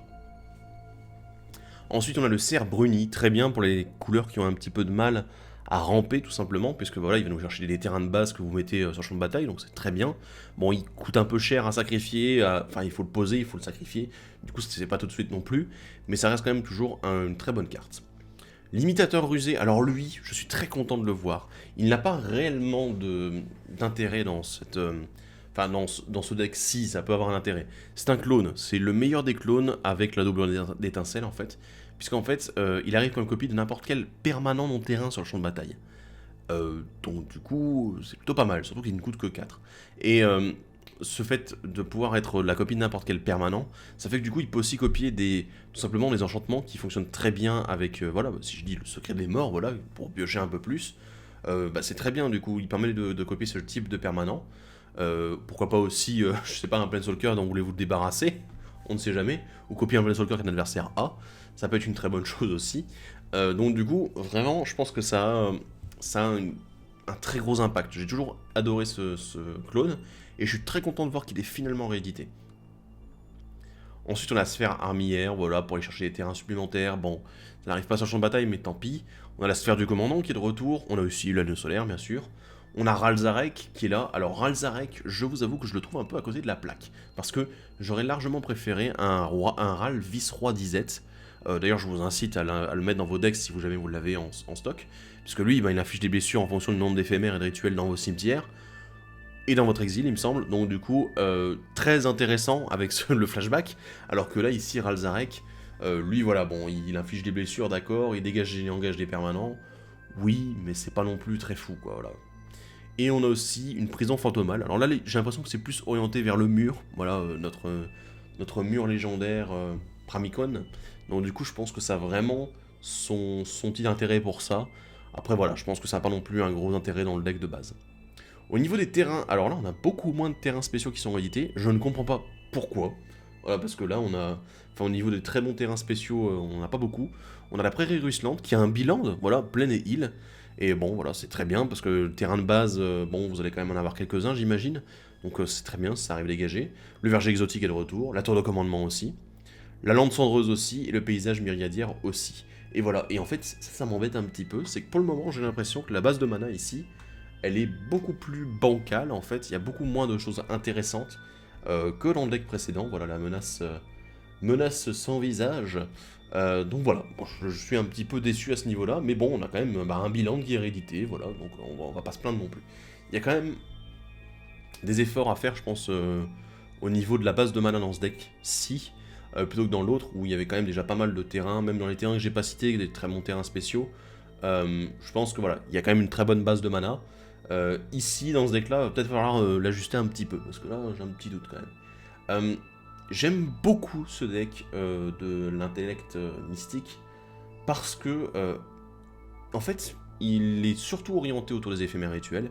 Le commandant principal et le commandant secondaire, dont j'ai oublié le nom. Ah, où es-tu, je trouve ma liste, allez, vite. Elsha, pardon. Ce sont deux commandants qui fonctionnent bien ensemble, qui vont bien ensemble, et Elsha peut très bien rentrer dans le deck de Sevin. Pramikon, bien sûr, ça c'est un tout autre plan, mais généralement dans les commandeurs, on a toujours eu l'habitude d'avoir 3 commandants, bien sûr, 3 commandants, le principal et 2 secondaires, qui avaient très souvent soit vraiment la thématique en commun, soit 2 commandants qui vont bien ensemble, et le troisième qui est plus à côté de la plaque, voilà, qui fait autre chose. Donc là, Pramikon, il est clairement pas à sa place dans le deck, on va le dire tout de suite, parce que bon, c'est pas du tout le but du deck. Je veux dire, oui, on peut lancer des éphémères rituels pour faire des effets, alors que lui, il dit, ouais, vous jouez plus, vous attaquez plus. Et ok, d'accord, mais malheureusement, le flashback, il s'en fiche un petit peu. Et il faudrait peut-être un peu plus de protection avec Pramikon, de manière à pas non plus le faire buter. Voilà, donc ce qui n'est pas le cas actuellement dans le deck. Sevin, j'aime beaucoup, je pense qu'il y a vraiment beaucoup de choses à faire. Vraiment chercher autour de plusieurs catégories de cartes, de capacités. Donc, le flashback, bien sûr, puisque là, c'est lancé depuis le cimetière. La répercussion, puisque la deuxième partie est lancée depuis le cimetière. Ça y est, j'ai oublié le relancer. Voilà, donc ça c'est une capacité assez récente, vous devriez pouvoir le trouver. Capacité plus ancienne, le pistage. Il y a une carte dans le deck dont j'ai pas parlé parce que je la trouvais pas très intéressante. Mais voilà, qui utilise le pistage, parce qu'en plus le pistage n'exile pas la carte que vous relancez. En fait, il vous permet de relancer le sort, juste en défaussant un terrain en plus de lancer son coup normal. Et en fait, vous le laissez au cimetière à chaque fois. Et du coup, ça fait que vous le copiez avec Sevin. Donc du coup, voilà, vous devez devoir vous défausser une carte de terrain, bien sûr. Donc voilà, c'est pour ça que le relancer et le pistage se ressemblaient beaucoup, même si le relancer, malheureusement, après la carte est exilée. Le pistage, ça n'est pas le cas, et ça demande uniquement des terrains. Du coup, pistage, pourquoi pas. Donc voilà, il y a vraiment des possibilités autour de cette capacité, ce qui fait que du coup, Sevin, pour moi, c'est un commandant très intéressant. Le deck a l'air très consistant, il a des bonnes bases. Alors, est-ce qu'il a les meilleures cartes? Non, il manque Pastin Flames, par exemple. Est-ce qu'on peut faire autre chose? Est-ce qu'on peut fonctionner autrement au niveau du deck? Oui, complètement. À partir du moment, si vous voulez faire un deck qui est uniquement avec de la répercussion, ou un deck qui est uniquement, voilà, je veux dire, c'est quand même les deux capacités les plus récentes, répercussion et relancer, si vous voulez faire un deck avec ces deux-là, plutôt que de rajouter du flashback supplémentaire, vous allez devoir acheter, écoutez, ça va marcher parce que ce Vin est quand même suffisamment générique au niveau de tous les sorts qui sont relancés depuis le cimetière pour que ça fonctionne. Elsha, c'est pareil, je la trouve très générique, Elsha, je le trouve très générique, avec le fonctionnement autour des sorts non créatures. Et voilà, le fait de pouvoir lancer depuis le dessus de la bibliothèque. Ce qui est une très bonne chose, et c'est très simple en fait, c'est très simple à prendre en main. Donc je pense finalement que Intellect Mystique, pour quelqu'un qui commence le commandeur, ou au moins quelqu'un qui joue depuis peu de temps en fait, que ce soit en commandeur ou même dans Magic, voilà, si vous avez commencé du côté d'Amonkhet, je pense que ce commandeur-là, il propose beaucoup de choses très intéressantes, et il est facile d'accès, je pense. Vraiment, dans ce qu'on peut proposer, il est facile d'accès. Il y a déjà des très bonnes cartes dedans. Vraiment, moi, je suis très content de voir que la Kelpie et le Secret des Morts sont réédités, parce que ce sont de très bonnes cartes de pioche. Derrière, on a aussi des bonnes cartes avec le flashback, avec les répercussions, enfin surtout celles avec le flashback qui ont été rééditées. Vraiment, je suis très content. Il y a des cartes que je ne connaissais pas ou que malheureusement je n'avais pas, et elles sont dans ce deck, et du coup ça donne déjà envie de monter le deck avec ce qui est proposé dedans. Donc voilà. Si je dois faire un résumé du coup des deux decks commandeurs, je suis assez content. J'avais extrêmement peur, je vous l'ai dit. J'avais très peur en fait que les decks soient très peu consistants ou qu'ils galèrent en fait tout simplement à faire en sorte d'avoir des cartes qui soient réellement utiles pour les decks en question. Mais non, je trouve qu'ils ont essayé de faire en sorte d'avoir des decks qui sont abordables pour les nouveaux joueurs, qui ont déjà de très bonnes cartes. Les nouvelles cartes, voilà, l'efficacité varie, on va dire. Il y a des cartes qui sont intéressantes, il y en a d'autres qui sont carrément pas à leur place. L'épouvanculteur, ouais, bon, pourquoi pas. Malheureusement, ça va être très compliqué de le faire fonctionner, je pense, dans ce deck-là. C'est une carte que je retirerai en premier, d'ailleurs. Les commandants sont intéressants. Pour le menace sans visage, on a 3 commandants qui sont assez différents et du coup qui permettent vraiment de builder des decks très différents. Le deck de l'intellect mystique, je le trouve très intéressant avec 2 commandants qui synergisent bien, un 3ème qui est dans quelque chose de très différent aussi. Donc vraiment, je suis plutôt content. Voilà, je suis plutôt content de ce qui est proposé. Est-ce que les decks sont adaptés? Est-ce qu'on retrouve, est-ce qu'on retrouve déjà notre argent dedans? Parce que voilà, faut quand même préciser que ça va être une quarantaine d'euros par deck, hein, pour ceux qui l'achèteront en boutique. D'ailleurs, j'ai quand même un truc à vous dire. Excusez-moi, je vais m'interrompre tout de suite. Mais je vous conseille quand même d'acheter vos decks Commander auprès de votre boutique locale. Parce que je sais que sur le net, actuellement, il y a des boutiques qui le vendent beaucoup moins cher, que voilà, même avec les frais de port, vous pouvez avoir les 4 pour pas trop cher du tout. Que voilà, vous en avez quasiment un qui est gratuit, en comparaison avec si vous aviez acheté 4 en boutique. Mais il faut supporter aussi votre boutique locale, parce que c'est là où vous allez jouer. C'est eux, les grandes boutiques qui vendent pas cher sur internet. Des fois, c'est des indépendants en fait, qui n'ont même pas de boutique physique. Et du coup, ben, eux, ils s'en fichent, voilà, ils vous vendent des cartes à l'unité à côté en plus. Et du coup, ils n'ont pas de logistique au niveau de l'entretien de leurs locaux et tout ça. Alors que votre boutique, elle vous accueille, elle vous permet de jouer, elle organise les événements et tout ça. C'est eux qu'il faut supporter. Je le dis ça parce qu'en fait, j'ai eu la remarque de la part de certains joueurs de ma boutique, où c'était, oui, mais sur le net, je peux le trouver quasiment à 30 € unité le deck. Je suis là, oui, mais bon, bah déjà avec les frais de port en plus, tu payes plus que 30 €, mais il dit, ouais, bah, je peux avoir les 4 decks pour beaucoup moins cher, quoi. Je suis là, bah oui, mais le problème, c'est que c'est pas là où tu joues, en fait. Je peux comprendre que certains aient des problèmes d'argent, bien sûr, mais malheureusement, bah, la boutique, si un jour elle se retrouve avec des problèmes d'argent, parce que justement, vous avez préféré dépenser votre argent ailleurs que chez eux, et ensuite venir avec les produits, c'est sûr que ça va faire un peu mal. Je sais que par exemple du côté Pokémon, voilà, pour en parler un petit peu, ils ont tendance à acheter tous leurs produits sur le net, et du coup bah, les boutiques ne stockent plus de Pokémon, parce que bah, elles sont forcément plus chères, parce qu'elles peuvent pas avoir le même prix, elles peuvent pas être compétitives à ce niveau-là. Et bah, du coup c'est un jeu qui en fait, bah, les gens viennent pour jouer, mais ils viennent jamais pour acheter, du coup les boutiques bah, elles sont un petit peu là à faire la tronche quoi. Voilà. Et malheureusement bah, la boutique c'est aussi l'endroit où vous passez du temps. Voilà. Enfin bref, ça c'est juste pour adresser un petit message à tout le monde. Mais en gros pour le prix qu'on paye ici, on va dire 40 €, c'est globalement le prix que vous devriez payer en boutique. Je pense qu'on se retrouve avec des cartes, alors des bonnes rééditions, pas des rééditions de fou, je suis d'accord, mais pour chaque deck on a des bonnes rééditions qui auraient coûté un peu d'argent de chaque côté. On a aussi des nouvelles cartes qui sont intéressantes et qui sont flexibles, qui ne se jouent pas uniquement dans le Commander où vous l'aurez. Bon alors peut-être pas, voilà, il y a certaines cartes voilà, très spécifiques, le manifester, la mue, c'est sûr que là ça va être plus compliqué. Mais il y a des cartes qui sont très intéressantes qui peuvent fonctionner dans beaucoup de Commanders. Donc du coup vous récupérez ces cartes là, et surtout une chose très importante je trouve, c'est quand même de préciser que pour 40 €, avoir un deck de 100 cartes qui est jouable, qui est bon, parce que ces decks sont bons, ils sont pas exceptionnels mais ils sont bons. Voilà, c'est comme je disais, hein, un deck préconstruit Commander, généralement je le mets à une note de 5 sur 10. Là c'est tout à fait le cas, je pense qu'on est dedans, peut-être même un 5,5, voilà pour dire. C'est pas des decks exceptionnels comme on a eu il y a quelques années où vraiment on avait réussi à faire des commandeurs qui étaient très dégénérés avec des cartes excellentes et tout ça, mais on est sur une bonne base, et je trouve que payer 40 € pour 100 cartes comme ça, si vous les aviez achetées à l'unité, ça vous aurait coûté plus cher. Alors si vous allez me dire, oui mais il y a les terrains de base, il y a les terrains spéciaux et tout, sûr ça coûte cher, oui c'est sûr, mais il y a aussi toutes les cartes qui valent 5 centimes, ça m'aurait coûté trop cher sur le net. Oui, mais là du coup vous les avez toutes quoi. Les cartes à 5 centimes, tout ça, les bons commandants, les bonnes cartes qui sont éditées, rééditées pour la première fois certaines, c'est quand même dingue. On a des cartes qui sont rééditées pour la première fois dans ce deck Commander. Donc, et ce sont des cartes intéressantes pour le deck, ce sont de bonnes cartes. Et du coup, bah, vraiment, ça fait du bien aussi de les voir là, et de se dire, bah ouais, par exemple, la cote, elle était un peu trop élevée pour faire le deck, et bah là, du coup, je peux le faire sans trop de problème, quoi. Donc, je pense qu'on est sur une bonne base monétaire. On n'est pas sur un deck qui va vous faire doubler la mise quand vous allez l'acheter, c'est sûr. On est sur des decks qui fonctionnent, des decks qui sont intéressants pour les nouveaux joueurs, et des decks qui sont vraiment consistants.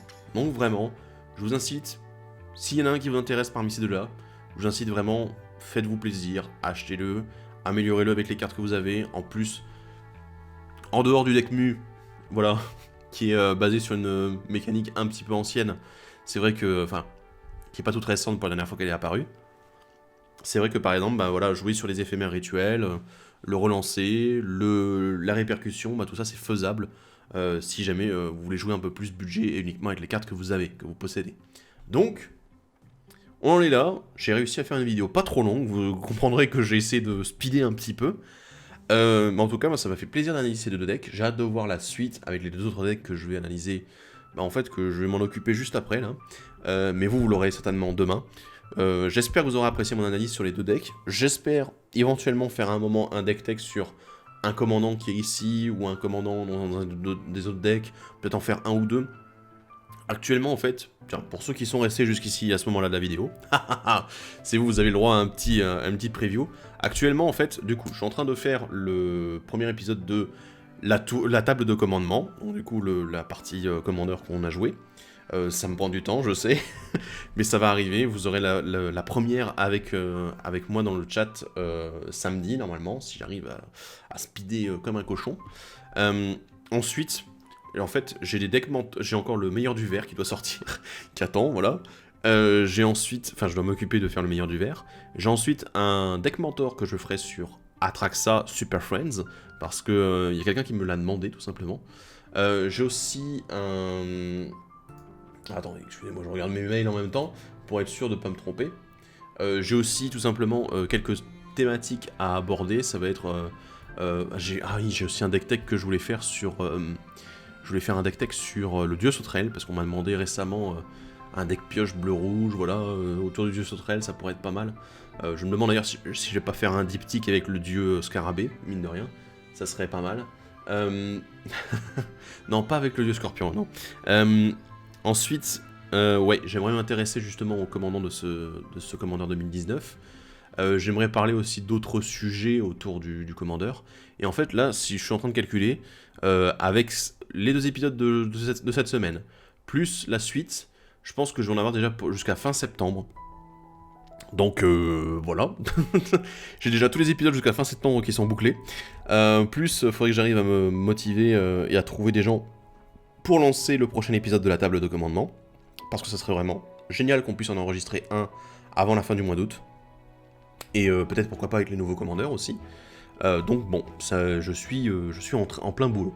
Donc voilà, pour ceux qui ont été patients et qui sont arrivés jusqu'ici, voilà, vous avez un petit peu le plan de ces prochaines vidéos. Je ne sais pas dans quel ordre je vais les aborder, je sais que j'ai beaucoup de choses à faire, que j'ai beaucoup de choses qui m'intéressent en ce moment et que j'ai envie de faire. J'ai aussi... Ah oui, non, j'ai oublié de vous dire. J'ai aussi des decks budget en fait. J'ai réussi à faire des decks budget en fait, des decks pour débutants, des decks pour nouveaux joueurs que vous pouvez éventuellement construire pour... pourquoi pas, voilà, moi là cette semaine je vais faire une initiation commandeur dans ma boutique. Et j'ai construit ces decks là pour les nouveaux joueurs. Donc j'ai construit Anafenza et j'ai construit Gargos. Voilà, donc c'était un peu le but de faire des decks monocolores faciles à prendre en main. Et j'avais envie de vous en parler aussi. Et du coup, ça va faire encore un truc en plus. Non bon, ouais, donc voilà, je vous dis, il y a pas mal de choses à faire encore sur la chaîne. J'espère que ça vous plaît au niveau du programme. En tout cas, là je suis à fond, je suis à fond, à fond. Donc voilà, entre tout ce que je suis en train de faire, donc bon, ça me fait plaisir de me donner à fond pour vous et d'avoir les retours que vous me faites en ce moment. Donc merci à vous, on se retrouve pour le 2e épisode du coup du Commandant 2019 avec du coup les 2 decks suivants dont j'ai oublié le nom, oh merde, qui sont tout simplement Rage Impitoyable et Jeunesse Primitive. Je sais pas dans quel ordre on va les aborder. Donc du coup le deck Populate et le deck Peuplé et le deck Madness, la folie. Autant vous dire que là il y a quand même du gros boulot à avoir pour la suite. Bon, sur ce, je vous dis à la prochaine et salut à tous, bye bye.